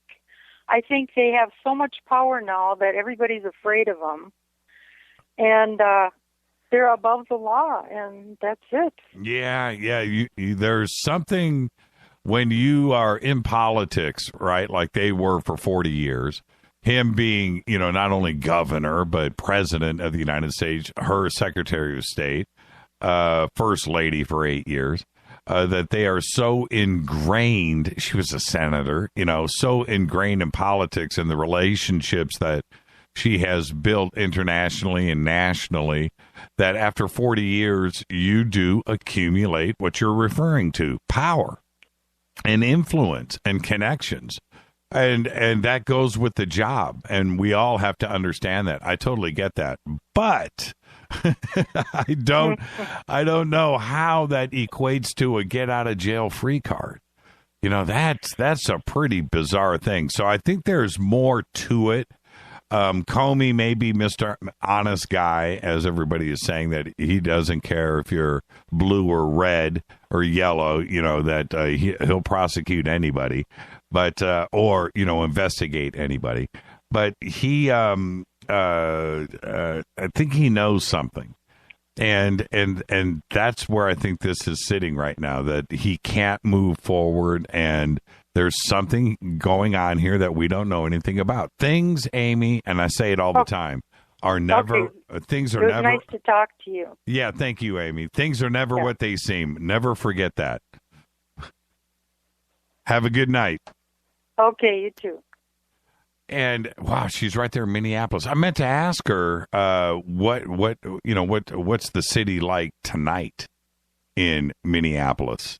Yeah, it's crazy. I somehow felt earlier on today that this could be some kind of tipping point. Could this be just some kind of tipping point? There are I'm not one of those guys that, is going to yell for revolution or anything like that. There's no reason to go there, but things have happened in the past many times for reasons just like this. And seriously, when the status quo, the masses, they've just had enough. They've had enough. And is that where we are today? All right, phone lines are open. 323-825-5045. 323-825-5045. Check this out. Now, talking about being beyond the law, today, the United States Justice Department filed a petition in court to force Facebook to comply with an ongoing IRS investigation into whether the company had understated significantly the value of property transferred to an Ireland subsidiary as part of a complex maneuver to reduce tax payments. Now, this issue dates back to 2010, and according to the IRS, when Facebook shifted the rights for its worldwide business, excluding the United States and Canada, to Facebook Ireland, including certain hard-to-quantify assets like user base, the online platform, marketing intangibles, and I'm putting this in quotes because that's according to Facebook. Now, the IRS came to believe that Ernst & Young, the accounting firm that is tasked with valuing the assets in this transfer, may have understated the worth of these intangibles by billions of dollars. The Justice Department suit, now this is where it gets a little crazy. The Justice Department suit comes as the clock apparently is running down. The statute of limitations is set to expire on July 31st. Now, I didn't know. I thought the statute of limitations applied to everything except for murder and taxes, right? That the IRS would come after you no matter what. If you didn't pay your taxes 20 years ago, you're still on the hook for it. All right? That's what I thought. I didn't know that there was a statute of limitations for taxes. And this happened in 2010. We're at 2016. And it's going to expire on July 31st. I didn't know this. Now, I could be wrong. I'm not an accountant. I'm not a tax law expert. And I have no idea how thick tax laws are, the books, the volumes that are involved with this. I don't know. But Facebook apparently is very close to escaping this. Now, with firms do this all the time. This is the deal. Let me explain to you how this works. And when I talk about conspiracies and the Fed and taxes, this is one of the most bizarre things that the elite can do that you can't. All right?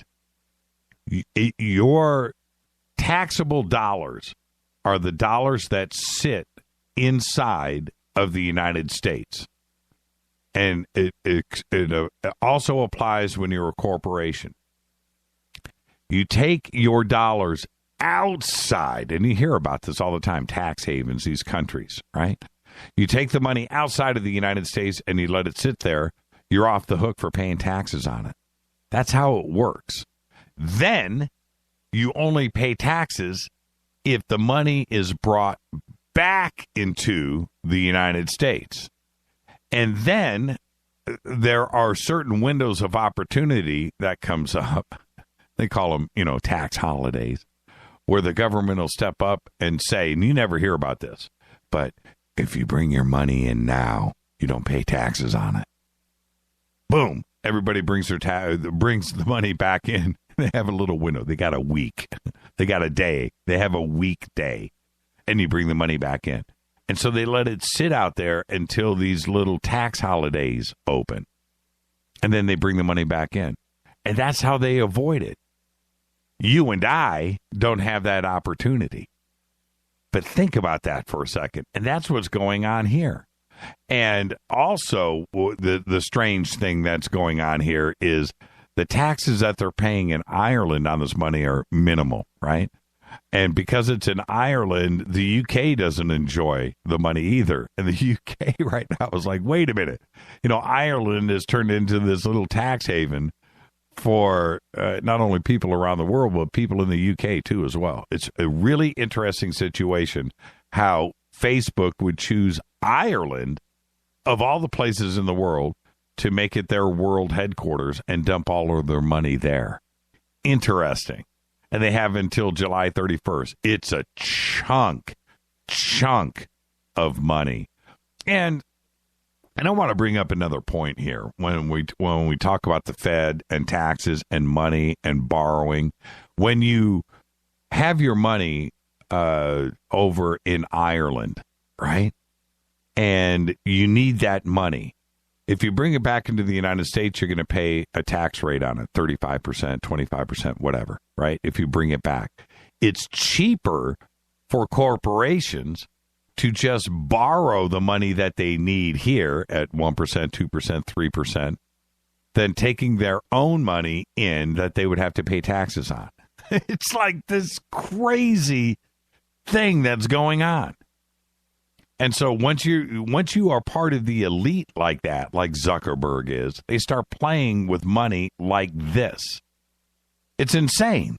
And it's a conspiracy. And it's a conspiracy against us. Yet we have to pay our taxes, right? But because we can't do what they do to avoid paying taxes, the rich get richer, the poor get poor.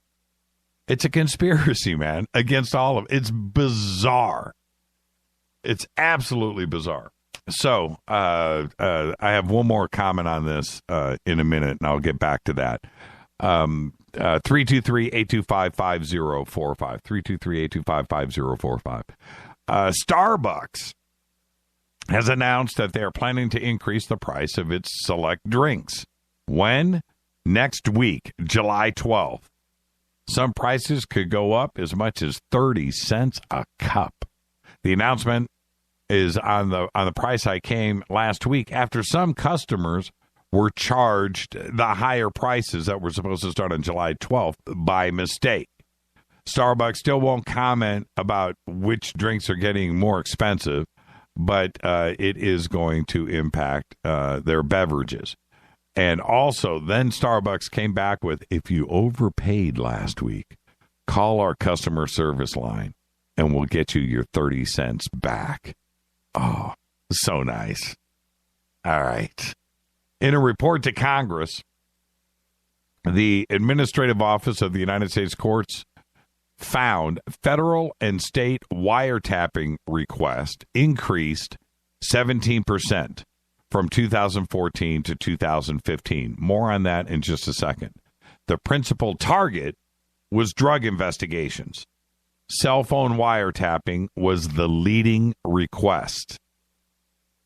Now, and I hope you're sitting down and listening to me, a total of 4,148 wiretaps were reported in 2015, compared to 3,554 in 2014. Of those, 1,403 were authorized by federal judges, 10% more than in 2014.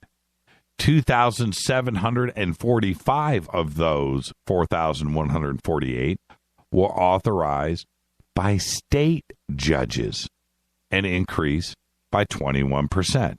Now, before I get to the closer here, you need to understand exactly what I just said.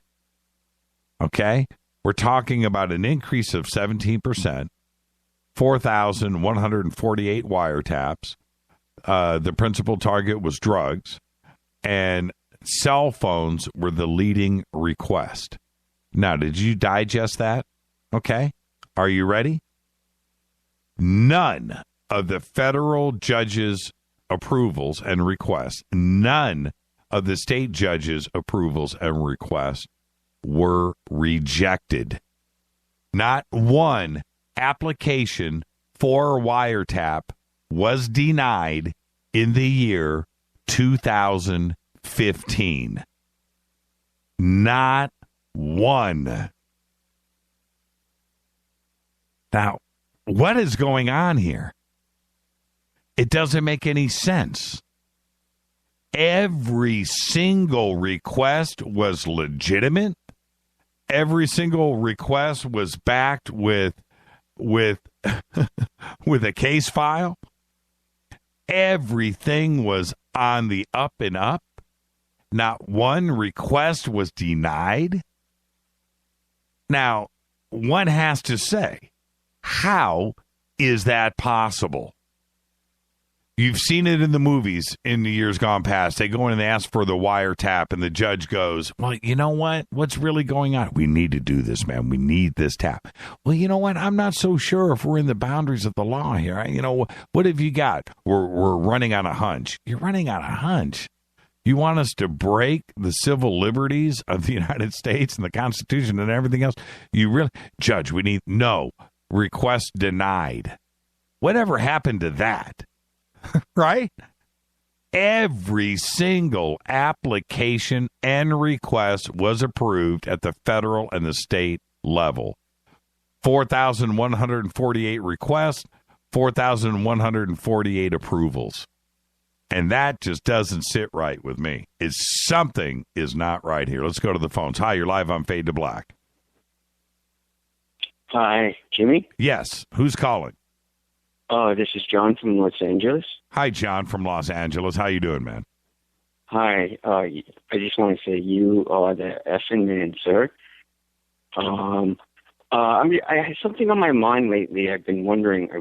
Just want to get your opinion and if you agree about the hybrids. Do you think the hybrids and the aliens are living among us day to day, like at Walmart, 7-Eleven? Because I'm wondering, like, because they might try to be fitting in, like being the homeless type, like, you know, semi dressed okay, but then going garbage picking.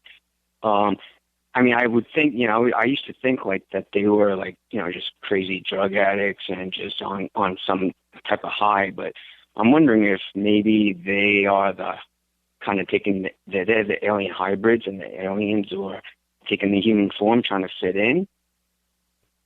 You know, you bring up a very interesting point here, John. And let me say this. If you're going to hide, wouldn't you hide in plain sight? You wouldn't necessarily hide as Obama, right? That is something that's visible that everybody is looking at, right? You know what I mean? Wouldn't you rather be in an invisible part of society? If you know, it makes perfect sense. I've thought about that a lot.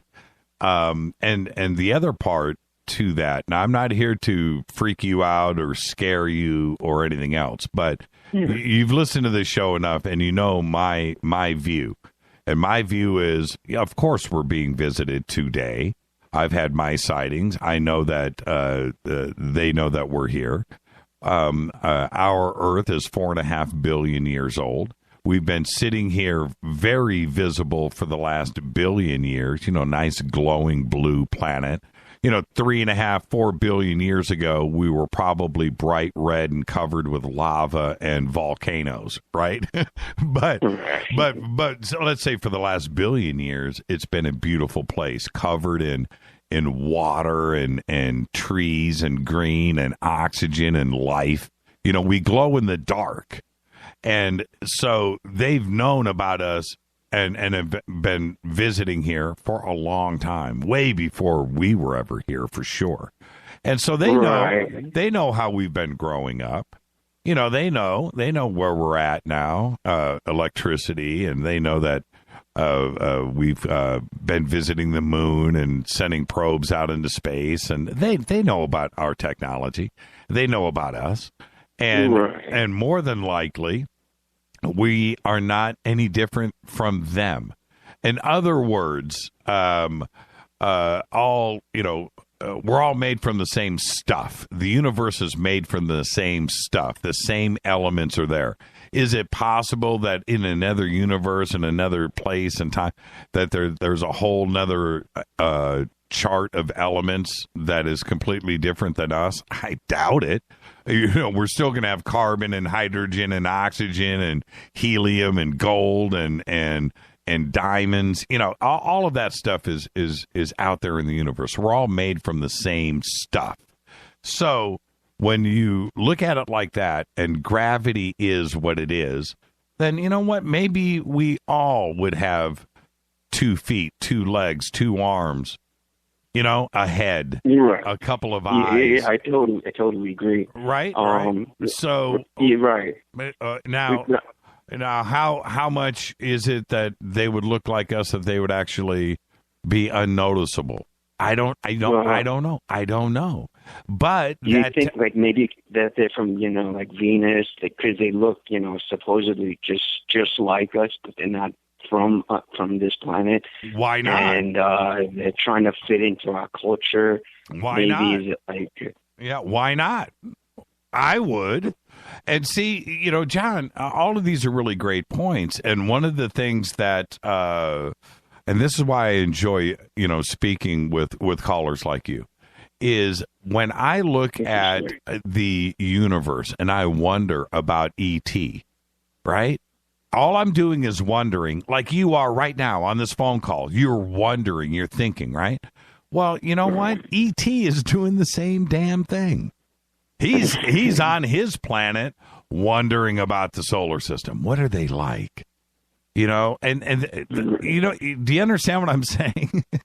Right. They could also be a secret space war space program where, like, maybe these are the operatives that's trying to fit in, not necessarily shapeshift, but, you know, just trying to understand the culture and take, like, being the bum, you know, take, like, they're looking at they're using the bum angle as, like, you know, oh, he's just a bum, he's high on something, but because I've noticed, like, their behavior, like, they definitely don't, I don't know, they don't seem like they're, you know, on some, you know, crystal meth or anything, but it's, you know, maybe they're just trying to do surveillance at the malls, at the, you know, playing the bum role. Sure, and why not? I mean, why not?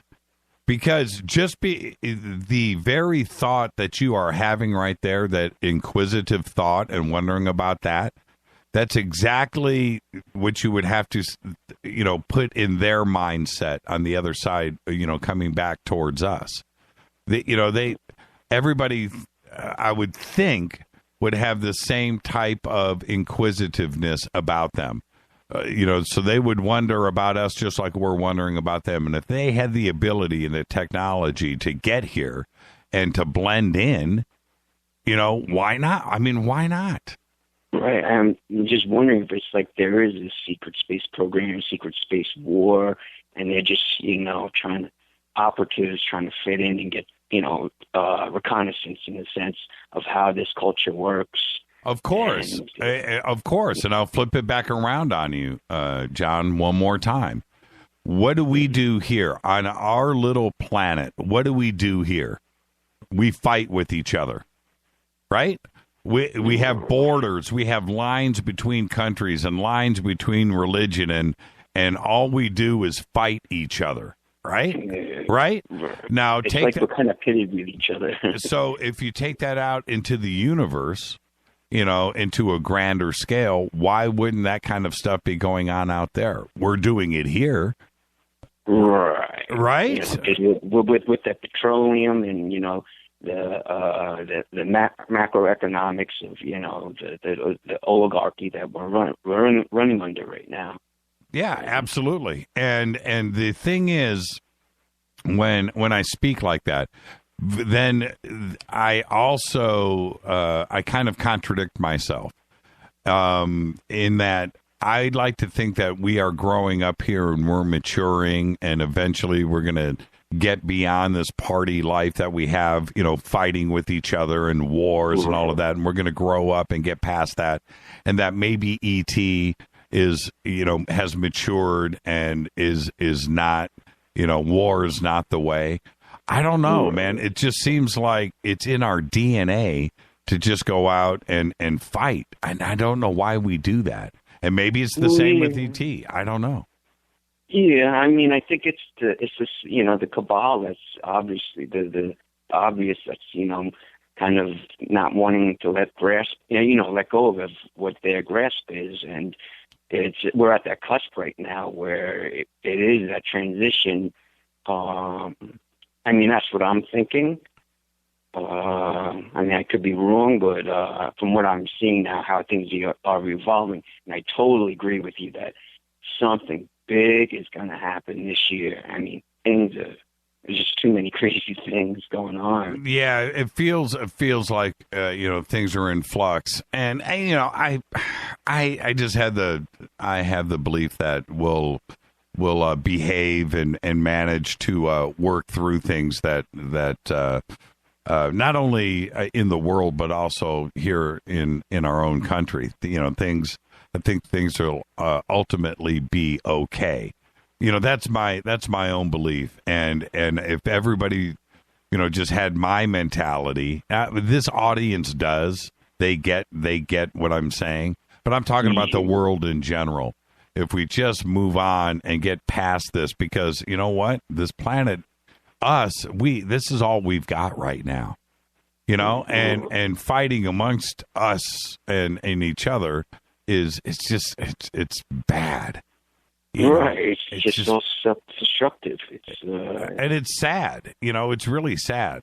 No matter what, when we look at the Middle East or we look at North Korea or we look at these different, explosive situations that are going on around the world, I mean, there are innocent lives, and families and things that are caught in the middle of this. And that's where I just feel horrible. I feel so bad. They're kind of helpless in the sense of they're just getting blindsided. Completely, completely. And before I let you go, we're going to be up against a break. But, last year when, I forget the terrorist group name, but when they went to that college, and killed 150 college students, right? And just stormed through. It was in Africa. And Boko Haram. And they go and they go and shoot up a college, break into dorm students that are there to study, and you just go, and that just blows my mind, man. Anyway, I don't want to sound naive, but it just doesn't feel right. It just doesn't. Hey, John, thank you for the phone call, man. Great phone call. Okay, thank you so much, sir. Yeah. You are the effing man, sir. Thank you so much, John. Be safe out there. Love you, man. Love you back. You too. Okay, thanks. This is Fade to Black. It's Fader night. It's Thursday night. 323-825-5045. 323-825-5045. Fader night, taking your calls next. I'll be right back.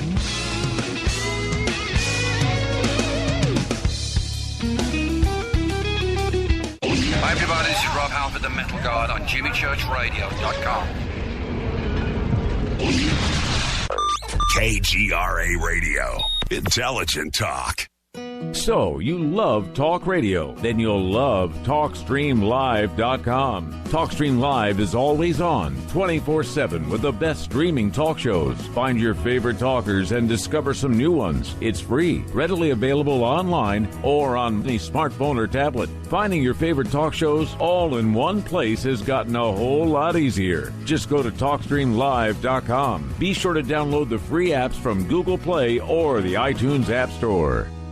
Are you tired of brown rust stains on your toilets, sinks, and clothes? Does your water smell and taste bad? Don't live with these problems anymore. HydroCare's revolutionary well water systems, available at Wave Home Solutions, gives you clean, healthy, great-tasting water from every faucet. They remove iron, hydrogen sulfide, sediment, and many other contaminants that are distasteful and damaging your fixtures. You'll be amazed how fresh and clean well water can be. Satisfaction guaranteed. Go to bestwater123.com. That's bestwater123.com.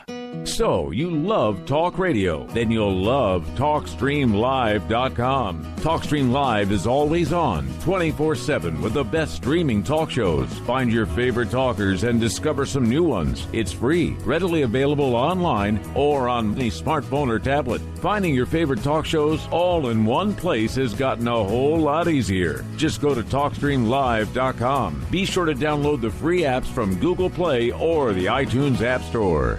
Hi, I'm Richard Dolan. When I'm not hosting my radio program, The Richard Dolan Show on KGRA, or writing new books on UFOs, I run a publishing company. I'm proud to say that Richard Dolan Press has published some of the most fascinating books available on UFOs and related subjects. They include Dr. Bruce Maccabee's classic analysis of the UFO cover-up, David Marler's breakthrough book on triangular UFOs, Dr. Richard Sauter's unique work on underground bases, and other classics by Grant Cameron, Chase Kletsky, and Dr. Bob Wood. Not to mention intriguing works by Eve Lorgan and Laurie MacDonald that deal with truly bizarre phenomena. I'm proud to publish such high quality and original works, and there are several amazing books about to be released over the next few months. Go to richarddolanpress.com to learn more.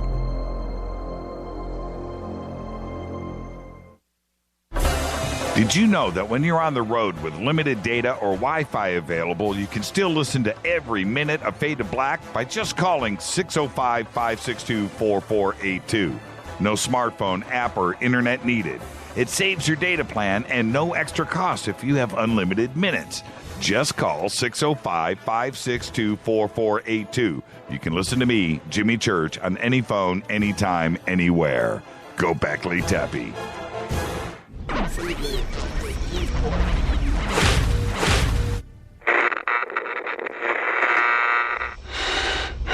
You want to know a secret? I love ponies. I really love ponies. I'm serious. I couldn't stay sane without ponies to brush. Why Fade to Black?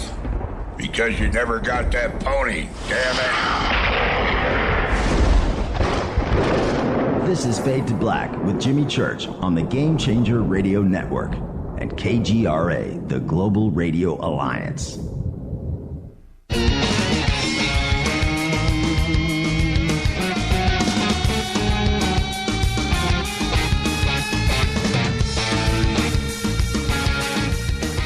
Welcome back to Fade to Black.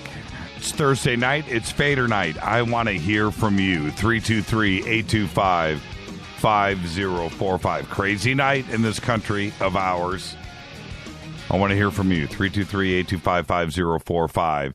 And so the latest reports that I've got coming in is that 10 officers have been shot now in Dallas by 2 snipers. 3 are dead, 3 are critical, 2 in surgery. And then as that was coming in, this came in. And still saying 2 snipers, possibly a third is being dealt with and negotiating with, killing at least 4 police officers and wounding 7. And it's coming in. It's a very, very fluid situation right now in Dallas. And I will keep all of you updated as we move along here. Crazy day here in the United States. Hi, you're live on Fade to Black. Hey, Jimmy. Hey. It's the Rev. Hey, Rev. It's been a while. Yeah, how you been? It's well, I've been great, but crazy day here in the United States, and I've been getting news alerts all day long. It you know what's I kind of felt like all of this. I kind of felt this coming. It's I just kind of did, man, and there was just something was brewing, and it's. And it looks like, you know what? I'm seeing them beginning martial law. Well, I don't think it'll come to that. I mean, I don't think, what's weird? When it comes... At least in Dallas. Well... Until they get the situation under control. Yeah, I could, there are points throughout history and so forth where you need to kick that into gear, because you are always going to have the element, and it's such a small percentage, right? Yeah. But it's that percentage that you've got to keep off of the streets, right? It's that. It's not. You have to keep the citizens safe. Well, yeah, it's not you. It's not me that they want off the streets. It's a very, very small percentage. And, when you go back and you look at things like Baltimore, which needed to happen, right? Ferguson and St. Louis. What happened in Detroit back in the 60s? Well, Los Angeles here and Watts, here in L.A. a few times. But you go and you see that protest, and then you see the yahoos robbing the neighborhood liquor store. What are you doing that for? What good... going in and robbing a cell phone store. What does that have to do with what you're there protesting? And that's, that's the part that all of us have to back up. It's those yahoos that I'm talking about. There's nothing like a good protest. I'm all for a good protest, but you don't go. It's not our First Amendment rights, Yeah, you don't go and rob the local furniture store. That has been in your neighborhood supporting you forever, and now you want to go get a set of matching end tables. What are you doing? That's not a protest. That is not a protest. So thank you, Jimmy. Yeah, man. Rev, where do you live? I'm in Billings, Montana now. Okay, so now Billings. What's the population in Billings? I said maybe 35,000. 35,000. So everybody up there knows everybody, right? Pretty much. I mean, the whole state has the same area code. Yeah, right. So in Billings, everybody knows everybody, and let's just say that something like this went down in Billings, right? And you guys gather, and you guys are ready to come down on the local sheriff or the police department and so forth. And things get out of control. And, in the local liquor store and the local drug store and the local furniture store and the stereo store and the cell phone store get the windows broken in and all of the stuff, taken. There are too many guns. I'm carrying Americans up here. Yeah. So you guys wouldn't allow that to happen? Oh, no. It just no, wouldn't. There are too many people protecting each other up here. Yeah, exactly. And that's why the Second Amendment will never go anywhere. I'm praying. Yeah, it'll never go anywhere. Or I'm going to Montana myself. Well, you're more than welcome. Yeah, man. We could broadcast from Billings. Oh man, it'd be awesome. Man, they would love us up there, wouldn't they? Oh yeah. Really? Could I run for mayor? I'd go for an heartbeat. Thank you, Rev. And you're up there. You guys are safe, and our thoughts are for everybody in Dallas right now and around the country. There's no reason to spin it out of control. Good protest is a good thing. And we need to have our voices heard, but we don't. We don't. Is just a wrong image. Yeah. We don't need snipers on rooftops taking out cops. That's just insanity. Yeah. That's just stupid. So, all right, man. There you go, Rev. Thank you so much. Thank you. Man, God bless everyone. Yeah, you too. It's been a while since we heard from the good Reverend Millar. Wow. 323-825-5045. 323-825-5045. Yeah, he brings up a good point. I've said this before. Martial law is a trippy thing, and I'm not some loudmouth talk show host. They're going to bring down martial law. The elitists are going to. No, I'm not going there. I'm not. As much as I love AJ, I'm not going there. And I'll tell you why. When the earthquakes hit here in Southern California back in 1994, a strange thing happened. And I was driving up. Now I didn't see any looting or any crimes going on. Didn't. And it was a strange thing to happen, because that day of the earthquakes, I was driving up Ventura Boulevard. And as I drove up Ventura Boulevard, which is a long 25 mile main drag here in Southern California, it is LA's a big place, but Ventura Boulevard is the big street in the big place, right? Okay, so anyway, I'm going up Ventura Boulevard, driving through miles of what looked like bombed out Beirut, Lebanon. Both sides of the street, anybody that lived here at the time will tell you this is exactly what happened. Both sides of the street, every single business, the glass was on the sidewalk for miles. And if you know Ventura Boulevard, it is nothing but restaurants and stores for 25 miles. And it doesn't stop. Okay, there's no break in the action. And these office buildings and everything else. There was no exemptions here. Every business had their glass in the street and was exposed completely. And there wasn't anybody walking around.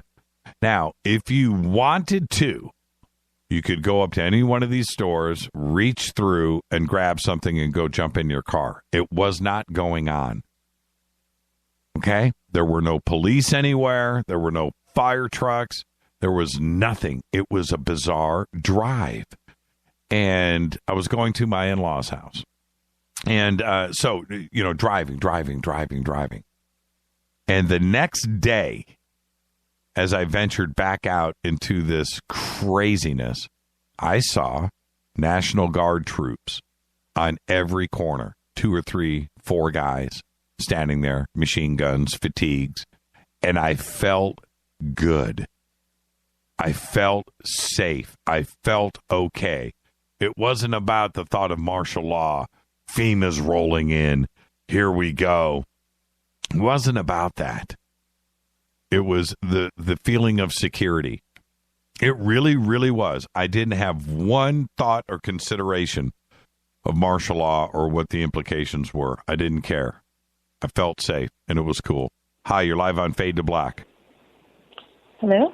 Yeah, you're live right now. Hey, Jimmy, it's Kay from LA.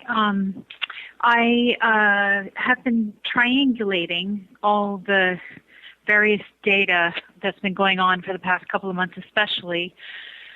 And I listen to anything and everything, even if they seem wacky and over the top, like Alex Jones, to, alien-related stuff like Simon Parks, the British guy that Carrie Cassidy kind of really opened up to the world and stuff. Yep. And to your guests and your insights, Laura Eisenhower. And two guests that Carrie tends to interview. Two things are coming up for me with all of these things today. One thing that Alex Jones mentioned recently, some big disclosure around the Clintons was going to happen, and then the OKC bombing happened. And he said, that was probably a big distraction from whatever, I can't remember what the event was that was being investigated. So that comes to mind. And also, since it seems like we've gotten a number of shooting events that seem to come out today, I didn't really get to pay attention to MSM news today, so I don't really know all the fine details. But what comes to mind are the two guests of Carrie Shane, the Ruiner, and Cameron, something from Iran, I think he is, where they both have like inside old school Illuminati stories about how right now, you know, people that normally are running everything don't have their parents running anything anymore, and that's why things are getting chaotic. They're going to get more chaotic because, like, the black hats, black knights are fighting the white knights, white hats, whatever you want to call them, back and forth.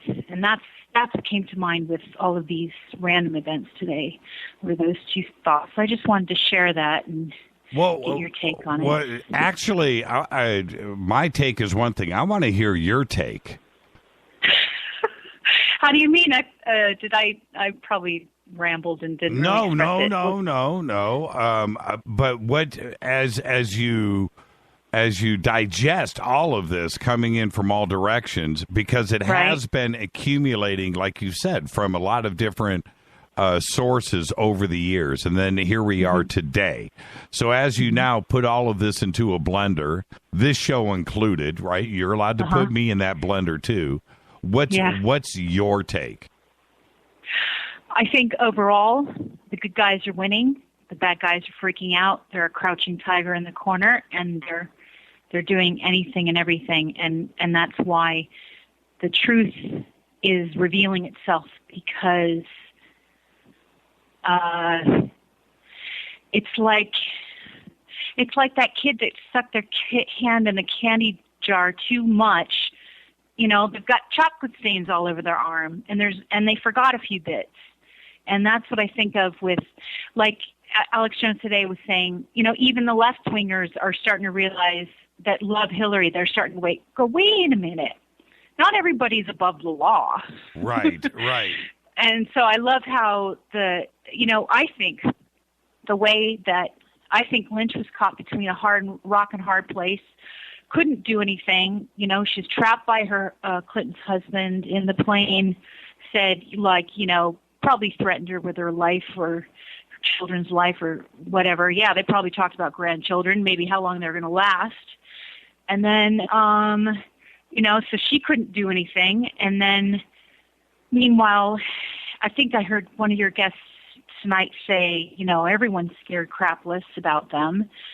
But I think the key, and so I think everyone's afraid to make the first move, because if you don't do it together, you're going to get chopped off before you even start.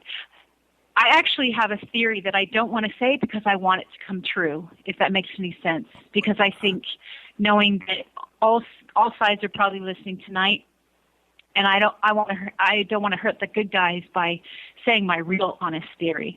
But the bottom line is, I think we saw a show that was a laying down of cards, but like Texas Hold'em, they weren't all the cards. They were what we think is a losing hand. Does that make any sense? Yes, it does. And I agree with you. Actually, you answered for me, because, and I've always said pretty much exactly what you just said, that I think that the good will prevail. I mean, that's just the way that I am. And when people say to me all the time, you know, Jimmy, that's a little naive. You know, that's a little naive of a position to be in. You know what? I'd rather think like that than think negative thoughts, because the negative thoughts is them winning, and negative thoughts bum me out. They bum me out, and also help the bad guys. That's what I'm saying. Why they put all the crap all over the place is to bring us down with our own minds. You know, like, if we rise above and think hopeful, even though, and what I find really hopeful is people pressing through and seeing the BS around the racial stuff. You know, I'm feeling it myself internally. I'm seeing it in bits and pieces, you know, on Facebook, whatever. So that gives me hope. I definitely have my down moments where I go, oh my God. Right. But then I have to, like, you know, almost like the Force, like in Star Wars, you know, just freaking the one lie that I think that they wanted to push in Star Wars is that you have to be special to have the Force. I think that's the big thing they don't want everyone to know. I think everyone has, and I think they hint at that with the character Finn, because we don't know Finn's history, and all of a sudden he's able to use a lightsaber. Right. So, right. I'm sorry if I'm rambling off on a different tangent. No, you're not. And this is what, because I am the way that I am, I know that I can't be the only one. I can't be special here. Yeah. And this is how I view people. I honestly don't see color. I don't. Me neither. I oh my God! People have to if they say out loud, "Oh my God, I'm black," I have to go, "Oh my God." Yeah. Right. I just don't see color, and Yeah. so I know that I'm not alone in that. I'm not unique. Now, and so if I am the way that I am, there must be billions out there that have my exact, you know, it wasn't always that way. I realize that, you know, not only with the United States, but the entire world used to see color. And that element, that crazy, stupid, juvenile way of looking at people is going away, and it's going away quickly. You know, and the ironic thing is, I think all these things are feeding. It's like 9/11. It's like that really pushed the envelope for truth seekers. For me, firstly, all I could start thinking was, something's not right, and boom, Iran-Contra popped into my head, and boom, I did some research that night, and Bush 1 came up front, and then I found out his diaries were, he like indemnified them somehow, so no one was allowed to read them or use them, and I thought, oh wow, you know, and so it's like the more they do naughty things, the more that they're like trails of cookie crumbs are lying all over the place. Well, and I'm going to say one last thing on the racial issue. Let's not forget that here in the United States, no matter how rosy and wonderful I want to look at the world, you know, it was 150 years ago, just 150. This is 2016. 150 years ago, you could still own a slave here in the United States. That's insanity. Up until the 1950s, 1960s, if you were black, you couldn't vote. If you were a woman in the United States, if you were a woman in the United States, you could not vote.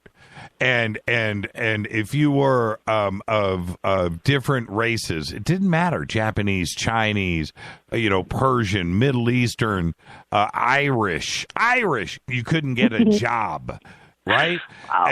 And we had different slum areas in all of the cities where you had the Irish section of town and the Polish and Italian and this crazy segregation that we had going on across this country. And it was just 40 and 50 years ago before we snapped out of this.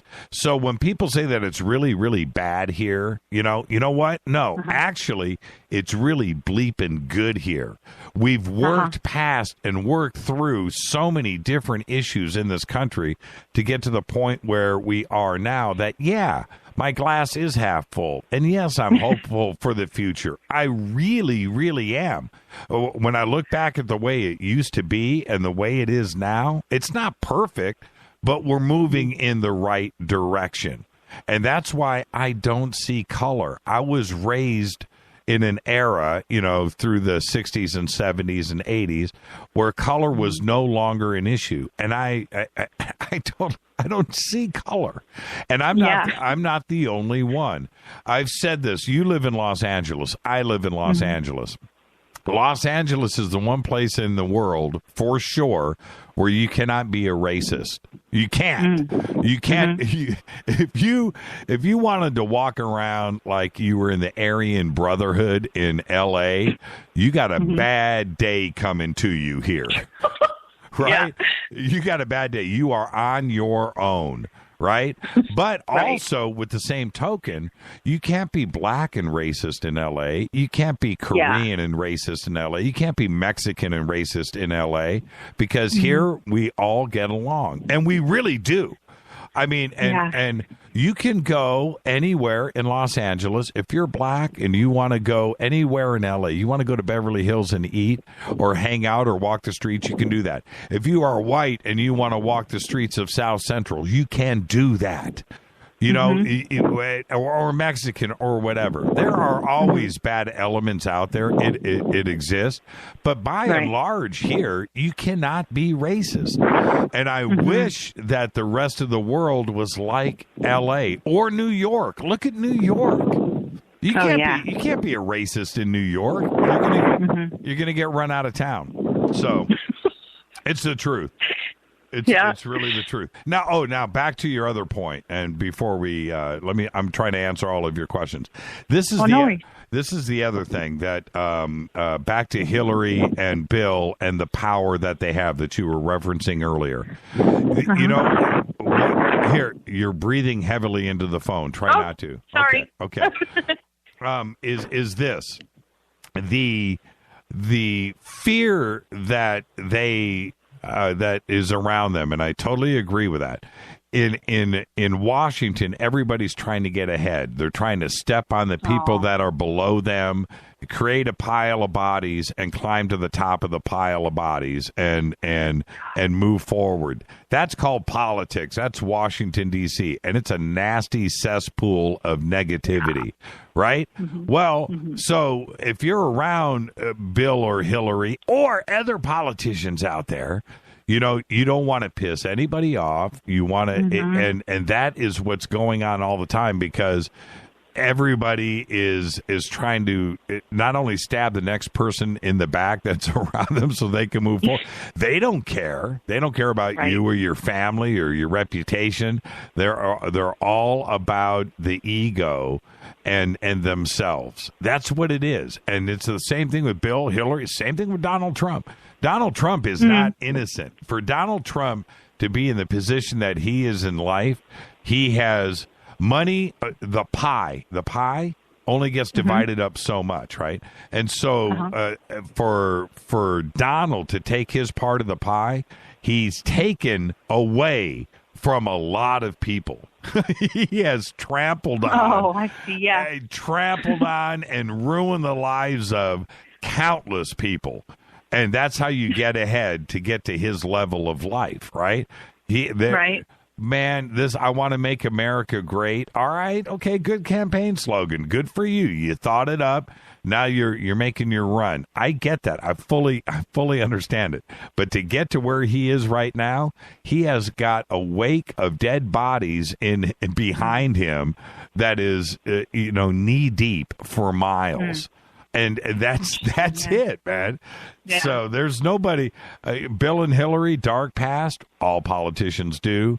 Donald Trump, dark past. I don't even want to know the victims that he has got behind him. So there you go. Nobody's safe on this show. Thank you for the phone call. Yeah, thank you. All the best. You too. Thank you. That's why I love Thursday nights right there. Those are phone calls, 323-825-5045, 323-825-5045. This is Fade to Black. The country's tripping out right now, and I do want to hear from you. I will always be the glass is half full. It's never going to change for me. You got to stay positive. Positive people around you, your family, your friends, and things will always work out. That's just the way that it is, at least in my world. I'll be right back.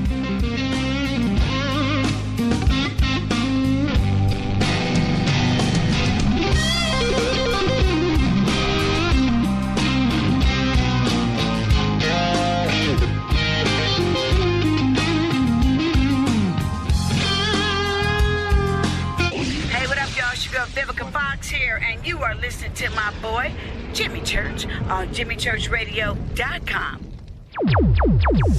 Despite popular opinion, reading a book will not make you smarter. But listening Does your basement or crawl space have a damp, musty smell? Well, watch out. That's a sign of too much moisture and not enough ventilation. And that can mean increased mold growth and the buildup of harmful toxins and gases. Don't bother with a dehumidifier. It just circulates the same unhealthy air. Now there's a better way to remove these dangers and odors. It's with the computerized Wave Moisture Control Unit that reduces moisture and expels pollutants. We replaced our old dehumidifier with the Wave unit, and in only 3 weeks, our basement is dry and the musty smell is gone. Wave units require no maintenance, no buckets of water or filters, and costs only pennies a day to run. Breathe better, live healthier with an affordable, no-maintenance Wave unit. Call 888-618-WAVE, 888-618-WAVE, or visit mydryhome.com. mydryhome.com. Ride the wave. Wave Home Solutions for a healthy, comfortable home. What's up, Fadernauts? Studio Dome loves Fade to Black and the F2B audience so much that they have put together the ultimate stereo Bluetooth system. They've done it just for you. Man, check this out. The Studio Dome SBB2 stereo system is here. It's featuring 2 Studio Boombox 2 SBB2 wireless Bluetooth speakers, packed in its own custom hardshell case.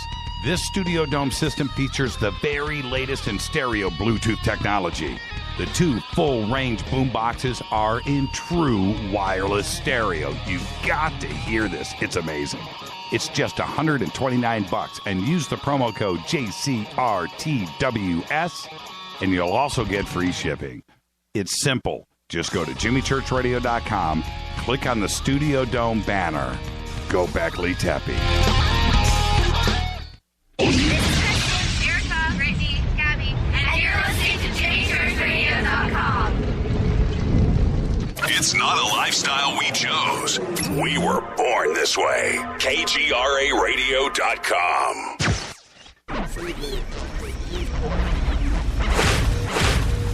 This is KJCR at JimmyChurchRadio.com.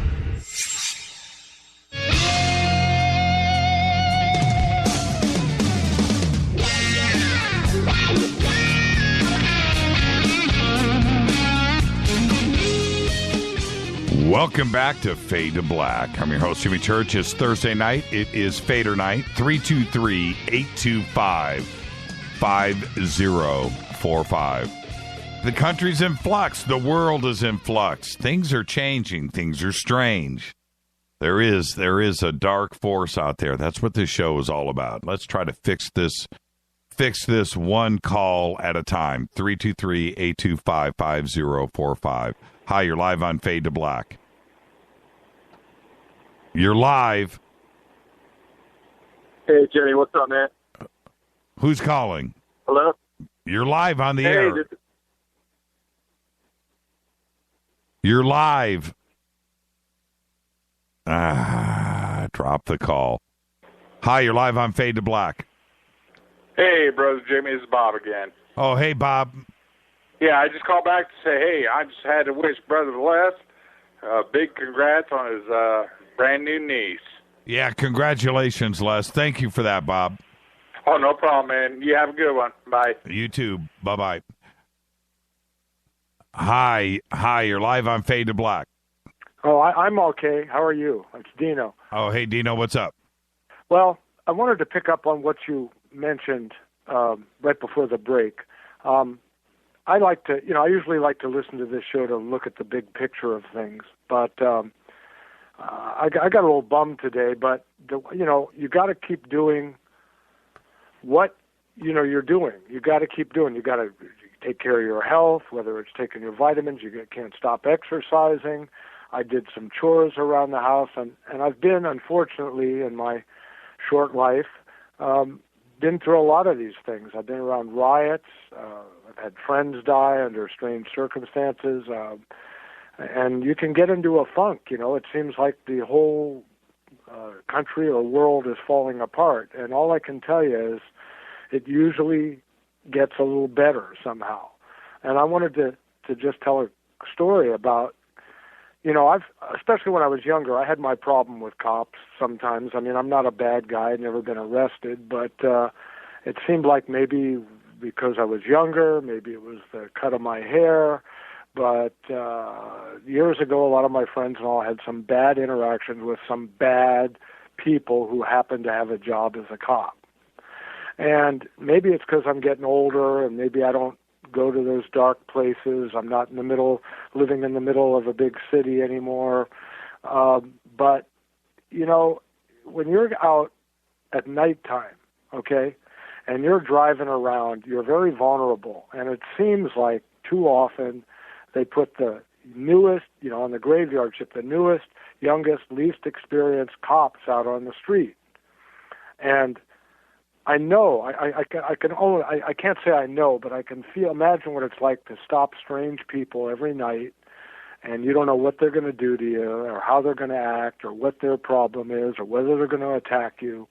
But it seems to me that some of this training, at least in the large police departments in major American cities, needs to be rethought. And I understand that you have to comply, but working around teenagers and stuff, I've found that a lot of people don't want to comply. And does that mean that you deserve to get shot, or get tased? I don't know. And so when I see what's going on tonight, I want to just tell your audience, whether it's Dallas or anywhere else, it does get better. Just don't pour gasoline on the fire. And I know if you've had someone killed, I mean, I was upset, especially watching the video of the guy's girlfriend. Now, it seemed to me, we're all, when you're in front of the camera, yeah, you're on good behavior, but it seemed to me like she was a smart, educated, she wasn't some ghetto person that had a chip on her shoulder. They sounded like they were doing what you're supposed to do. I mean, for God's sake, pulled over for a taillight, that's always been an excuse to try to stir stuff up with people, even when I was younger. But I don't know how it could have gone wrong, except that cop was not trained right. Yeah, that's exactly the point. It's to protect and serve, not to kill. There's how it got flipped over to the other direction, where a cop actually thinks that it's okay to just shoot somebody, and the line in the sand for me is it's very clear. Unless you got a gun pointed at you in your face, that's it. There's no other reason. You can't say, well, he was reaching for something. That's not good enough. You've just killed somebody. You've just murdered somebody. That's it. You cannot stretch it that far. You cannot. And you know what's sad on the other hand of it, because you've talked about this a lot tonight, but on the other side, even though I've had trouble with cops, through the years, and especially recently, maybe it's because I'm older or people like me better, but I've known two cops, real quickly, two cops. One happened to be when I was living in a good neighborhood in the major city. I lived in San Francisco, and this cop, we had some problems. It was out at a beach community, and a lot of people were saying, yeah, it's a problem, but they didn't want to deal with it. Well, I dealt with it, and I went to police community relations meetings, and I kept bringing up the problem. Well, they assigned a cop to us, and the cop he was the nicest guy. I couldn't believe he was a cop. He was just a genuine guy. Okay. But get to the point, Dino. Well, here's the point, is that's one guy that helped us out, and he knew who I was, and he waved across the street, and the guy was gay. He was an openly gay cop, and he came out and let everybody know that, and he did a good job. And then I found out a year later that he wasn't a very big guy. He's just nice, college educated.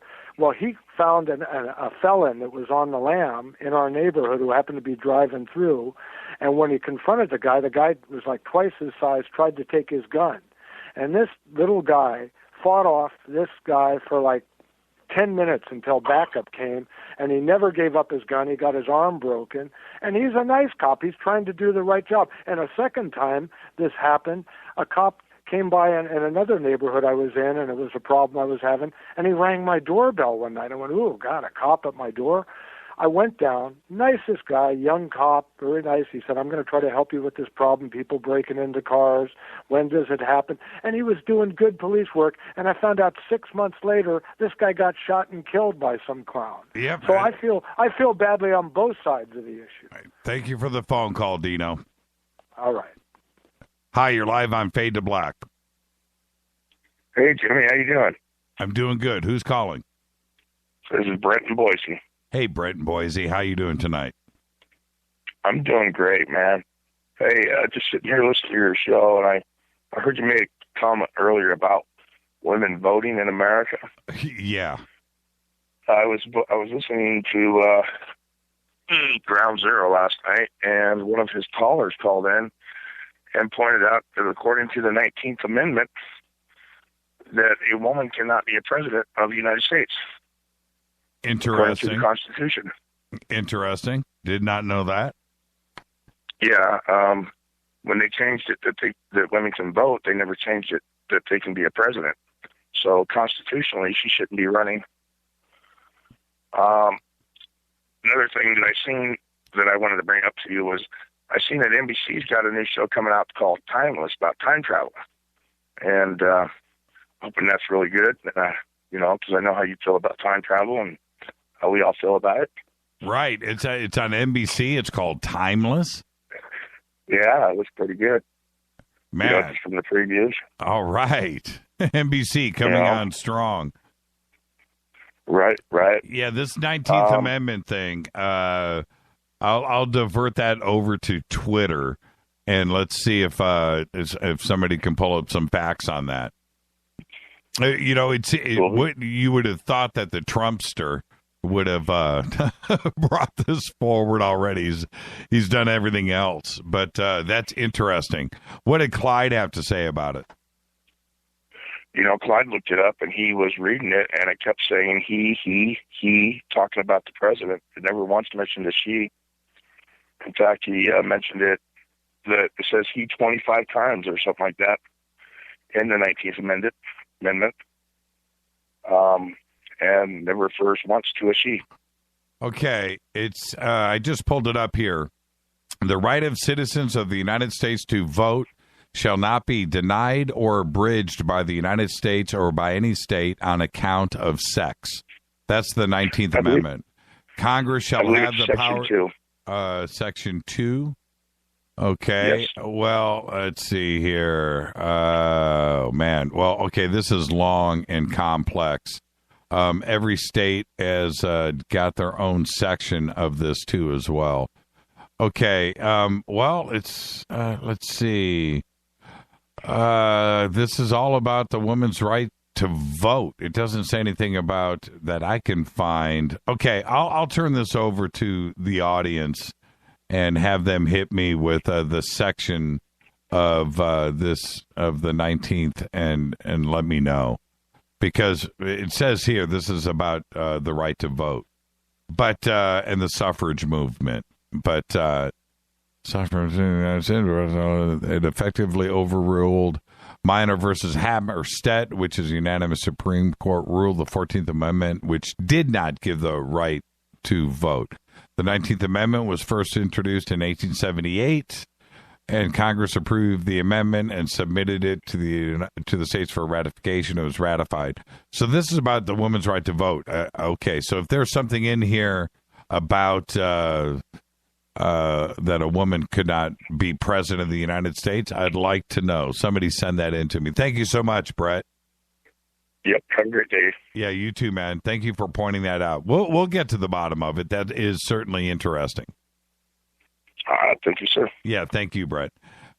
Interesting. That's the first time I have ever heard about that. Now, if there's something in here, it's complex and it's long, and I can't do that live on the air. But if somebody can point out that section to me, I will certainly look into it. But it's, it seems that when you have the birther movement, somebody brought up, I was trying to think of, Ted Cruz. Wasn't Ted Cruz born in Canada or something? Hi, you're live on Fade to Black. Hey, Jimmy, it's Ben from Virginia. How are you, man? Everything good? Yeah. I don't know if you remember this. Do you remember the guy that died and his wife? Wait, hold on. I'm trying to think right now. Like, okay, his wife left him in the SUV for like 2 weeks. Okay, keep going. Wife. But all right, the guy died, and no one really knew who he was, and his wife just left him there sitting in the SUV until someone found his body for like and no one found his body for like 2 weeks. Okay. And they went into his house and found like $250,000 in cash, hundreds, thousands of rounds of ammo, guns, and everything like that. Do you remember that? Are you talking about here in Los Angeles a few months ago? Yeah. And he said that he was an alien? Right. Yeah. That's exactly what I'm talking about. Okay. So what about it? What's your question? Well, I don't know. Have you heard anything about that? The last thing that I heard is that his family, I guess they found some of his family members, and they're actually burning all of his ammo and all of the guns that he had. Yeah, I heard something about that too. The story itself started to die on the vine pretty quickly. There were a couple of reporters out here in Los Angeles that were staying with the case. He had 2 or 3 other women on the side that he was living with throughout the week. He would go from one house to the other. He was always driving an expensive bulletproof, SUV, and he claimed that he was an agent and that there was aliens involved, and he had, I forget what it was, but it was like he had 1,000 guns or something crazy, 250,000 rounds of ammo. There was a lot of money involved. Nobody knew where he was getting his money from to purchase all of this stuff. And apparently, all of the guns were legally purchased and registered. That was the other thing that was bizarre. And that no questions were raised about it. And that he did have some cash at one of the houses. But again, like I said, the story itself just kind of went away, and the reporters out here that were on it, you used to be able to hear a couple of the local guys that were staying with the case, but then it just suddenly just stopped. And the only way that I could go out and dig up stuff on this is if I did it myself, and if I went out on the scene and started to chase this down. My information was coming from local reporters out here. And it just it just kind of went away. Cool, man. Yeah, all right. Yeah, that's what I wanted to call about. Well, if you find out anything, shoot me an email. Oh, right on, definitely. I really appreciate the phone call. Be safe out there. The country is crazy right now. Be safe. All right, man. You too. Thanks. Yeah, thank you. Yeah, that was a pretty bizarre case and a bizarre story. That happened, it's about 3 months ago now. And pretty strange. And the reporters that were on it, it was funny because I could drive around during the day in L.A. and listen to KFI AM 640. And there was, consistent reporting on it. And it slowly died, and I wasn't able to dig up any more information on it. So really quick, the latest is still at least 4 police officers killed. Snipers did this. 7 more officers were shot. Some were shot in the back. Suspects threatened to plant a bomb. This is all of the latest. There is a manhunt for 2 snipers who opened fire on police, and that a person of interest was wanted for questioning. I'm looking at his picture now. He's dressed in camo. That's interesting. And certainly we'll find out more throughout the night tonight and by tomorrow morning. Unfortunately, we're not broadcasting tomorrow. Saturday and Sunday, I will be over at Coast to Coast. And let's see, what am I doing? Saturday night, I have Vic Vigiani on. And who do I have on after Vic? Oh, Clifford Stone. So I'm doing a hardcore UFO show on Coast to Coast on Saturday night. And then on Sunday over at Coast, it is the birthday of Nikola Tesla. So I am doing a big blowout birthday party for Mr. Tesla. So there you go. Hey, Les, how you doing? Good, Jimmy. How are you doing? Okay. Now I got you. You sound a little weak there. So sorry. So you're a brand new uncle again? Yes. Yes, I am. Everything healthy? Everything okay? Everything's healthy. Everything's happy. It all turned out good in the end, and that's all that matters. Yeah, absolutely. You know what? Let's take one more call here before the end of the night. Hi, you're live on Fade to Black. You're live. 3, 2, 1. Bye. All right, Les. So everything's healthy. 10 fingers, 10 toes. Les, are you there? Oh man. Les just got dropped. Okay, let's try this one more time. Les, are you there? Yes, I am here now. Okay, good. All right. I said all healthy, 10 fingers, 10 toes? Yes, absolutely. Beautiful little baby girl, 8 pounds, 5 ounces. What's her name? Her name is Alice-Ann Edith Sims Stiles. What did you say? 8 pounds? What? 8 pounds, 5 ounces. Holy crap. Yeah. Oh, my goodness gracious. That's a whole lot of baby. Yeah, it's a whole lot of baby, all right. She needed a little help there towards the end. She kind of got stuck. Whoa. So 8 pounds, 5 ounces. Oh, my goodness gracious. Yeah, they're getting bigger, and they don't seem to want to come out anymore. I swear she must have known what was going to happen this week and wanted to stay in for a little bit longer. Yeah. 8 pounds, 5 ounces, man. Mom is a trooper. That's all I got to say. Yeah, the labor was very long. It was over 24 hours. So, yeah, she was a trooper, all right. She deserves a Purple Heart for her service, I'll tell you. There you go. All right, let's move on.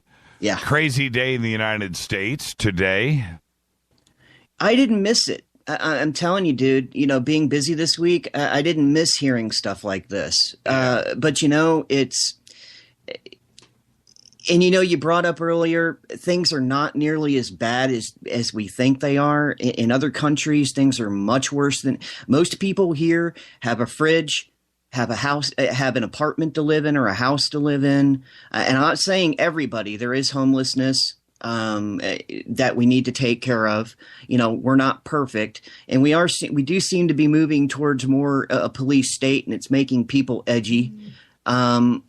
But at the same time, things are not all that bad. I mean, and things can get better. It's just, especially with the long election this time, it's like they started a year early. Everybody's on edge. We don't really have any good choices, in my opinion. It's just, and the news doesn't help. I mean, all they do is air dirty laundry all the time. I swear, people just need to unplug from the news, and life would get better.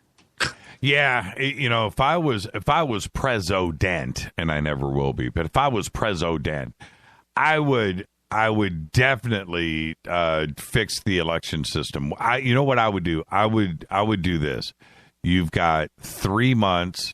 You can spend $1 million, and that's it, and go, because getting the president, or like Hillary, who was Secretary of State. Or if you're a senator, or and you have a day job, right? And you want to go out for a year and a half, and go out and campaign and raise, hundreds of millions of dollars, that is just wasted money. And if you go back and you calculate, I went and checked, and this is how corrupt the system is. All of the money that is raised, like Jeb, right? He goes and he raises $150 million. Where does that money go, and how is it accountable? Right, that's a lot of cash, right? And when you get a checking account that's got that kind of cash in it, now you've got corruption at all levels, man, because that money is there. And so I tried to chase down, and I did. I got some answers about where does that money go. Well, you know what? Honestly, you can do pretty much with it whatever you want. Nice. And so pretty much, right? And so where does that money go? You don't give it back, right? It doesn't go back to the donors. Some donors could probably, and I checked this out, could ask for it back, right? If your candidate doesn't make it. Good luck. But what they, by and large, do, it goes back into the DNC or the RNC. It goes back into the two different parties to be spent on other candidates that are running. That's one thing, but they can use it for whatever they want inside of the party, and it's pretty bizarre. It's like corruption at its highest level. And now we have all of those different campaigns that were running at the same time. I'm pointing out Jeb, but there's everybody else, that's out there. Bernie Sanders raised all of that money. Where is it? Where is it? Bernie, what are you going to do with it? It's insane. And so to take all of those dollars from the public for a year and rake in all of that cash when in the end there's only going to be two people standing, it's bizarre. And to take and I think it's an honest criticism for Ted Cruz or Rubio, they were already complaining that Rubio was never on the job anyway, right? Right. And then he wants to go out there and campaign for that many months in a row. Well, you can't do two things at the same time. You can't campaign and be in Washington, D.C. You can't campaign and be back in your home state of Florida dealing with issues that are on a day-to-day basis. Correct. You're worried about the size of your hands. Right? Or, it's just like, it's crazy. And I think that the country, by and large, was looking at all of those candidates on the Republican side, and everybody saw the same thing that I did or that you did. None of those guys was going to win. None of them. Nope. Not one. No. It wasn't. It was just a three-ring circus is what it was. Yeah. Yes. And so here we are. 12 months later, and we've got Hillary and the Donald. I would have never thought that, I kind of felt like the rest of the country felt that it was going to be Hillary in the end. For some reason, it just seemed like that's how it was going to play out. And here we are. Now, I don't know, man. I have no clue, but it scares the crap out of me, Les, that either one of them will be in the Oval Office. And that, me too. And me too. And that's a definite. One of those two will be running the free world. And we don't have much of a choice. No, we have none. You got 50-50. Flip a coin.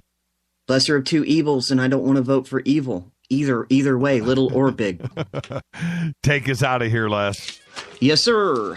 Special thanks to Jon Rappoport and to all the first-time callers and Fadernauts who phoned home tonight. Fade to Black executive producer is Rita Kamurian. Special thanks to LJ3, that's me, Renee, Jonas, Mark. Thank you, Dennis. Thank you, Brother Bob. Announcers are Steve Harder, Gene Bateau, and Mark D. Kovar. Fadey by Dale. Webmaster is Drew the Geek. Music, Doug Aldrich. Intro, Spaceboy, spaceboymusic.com.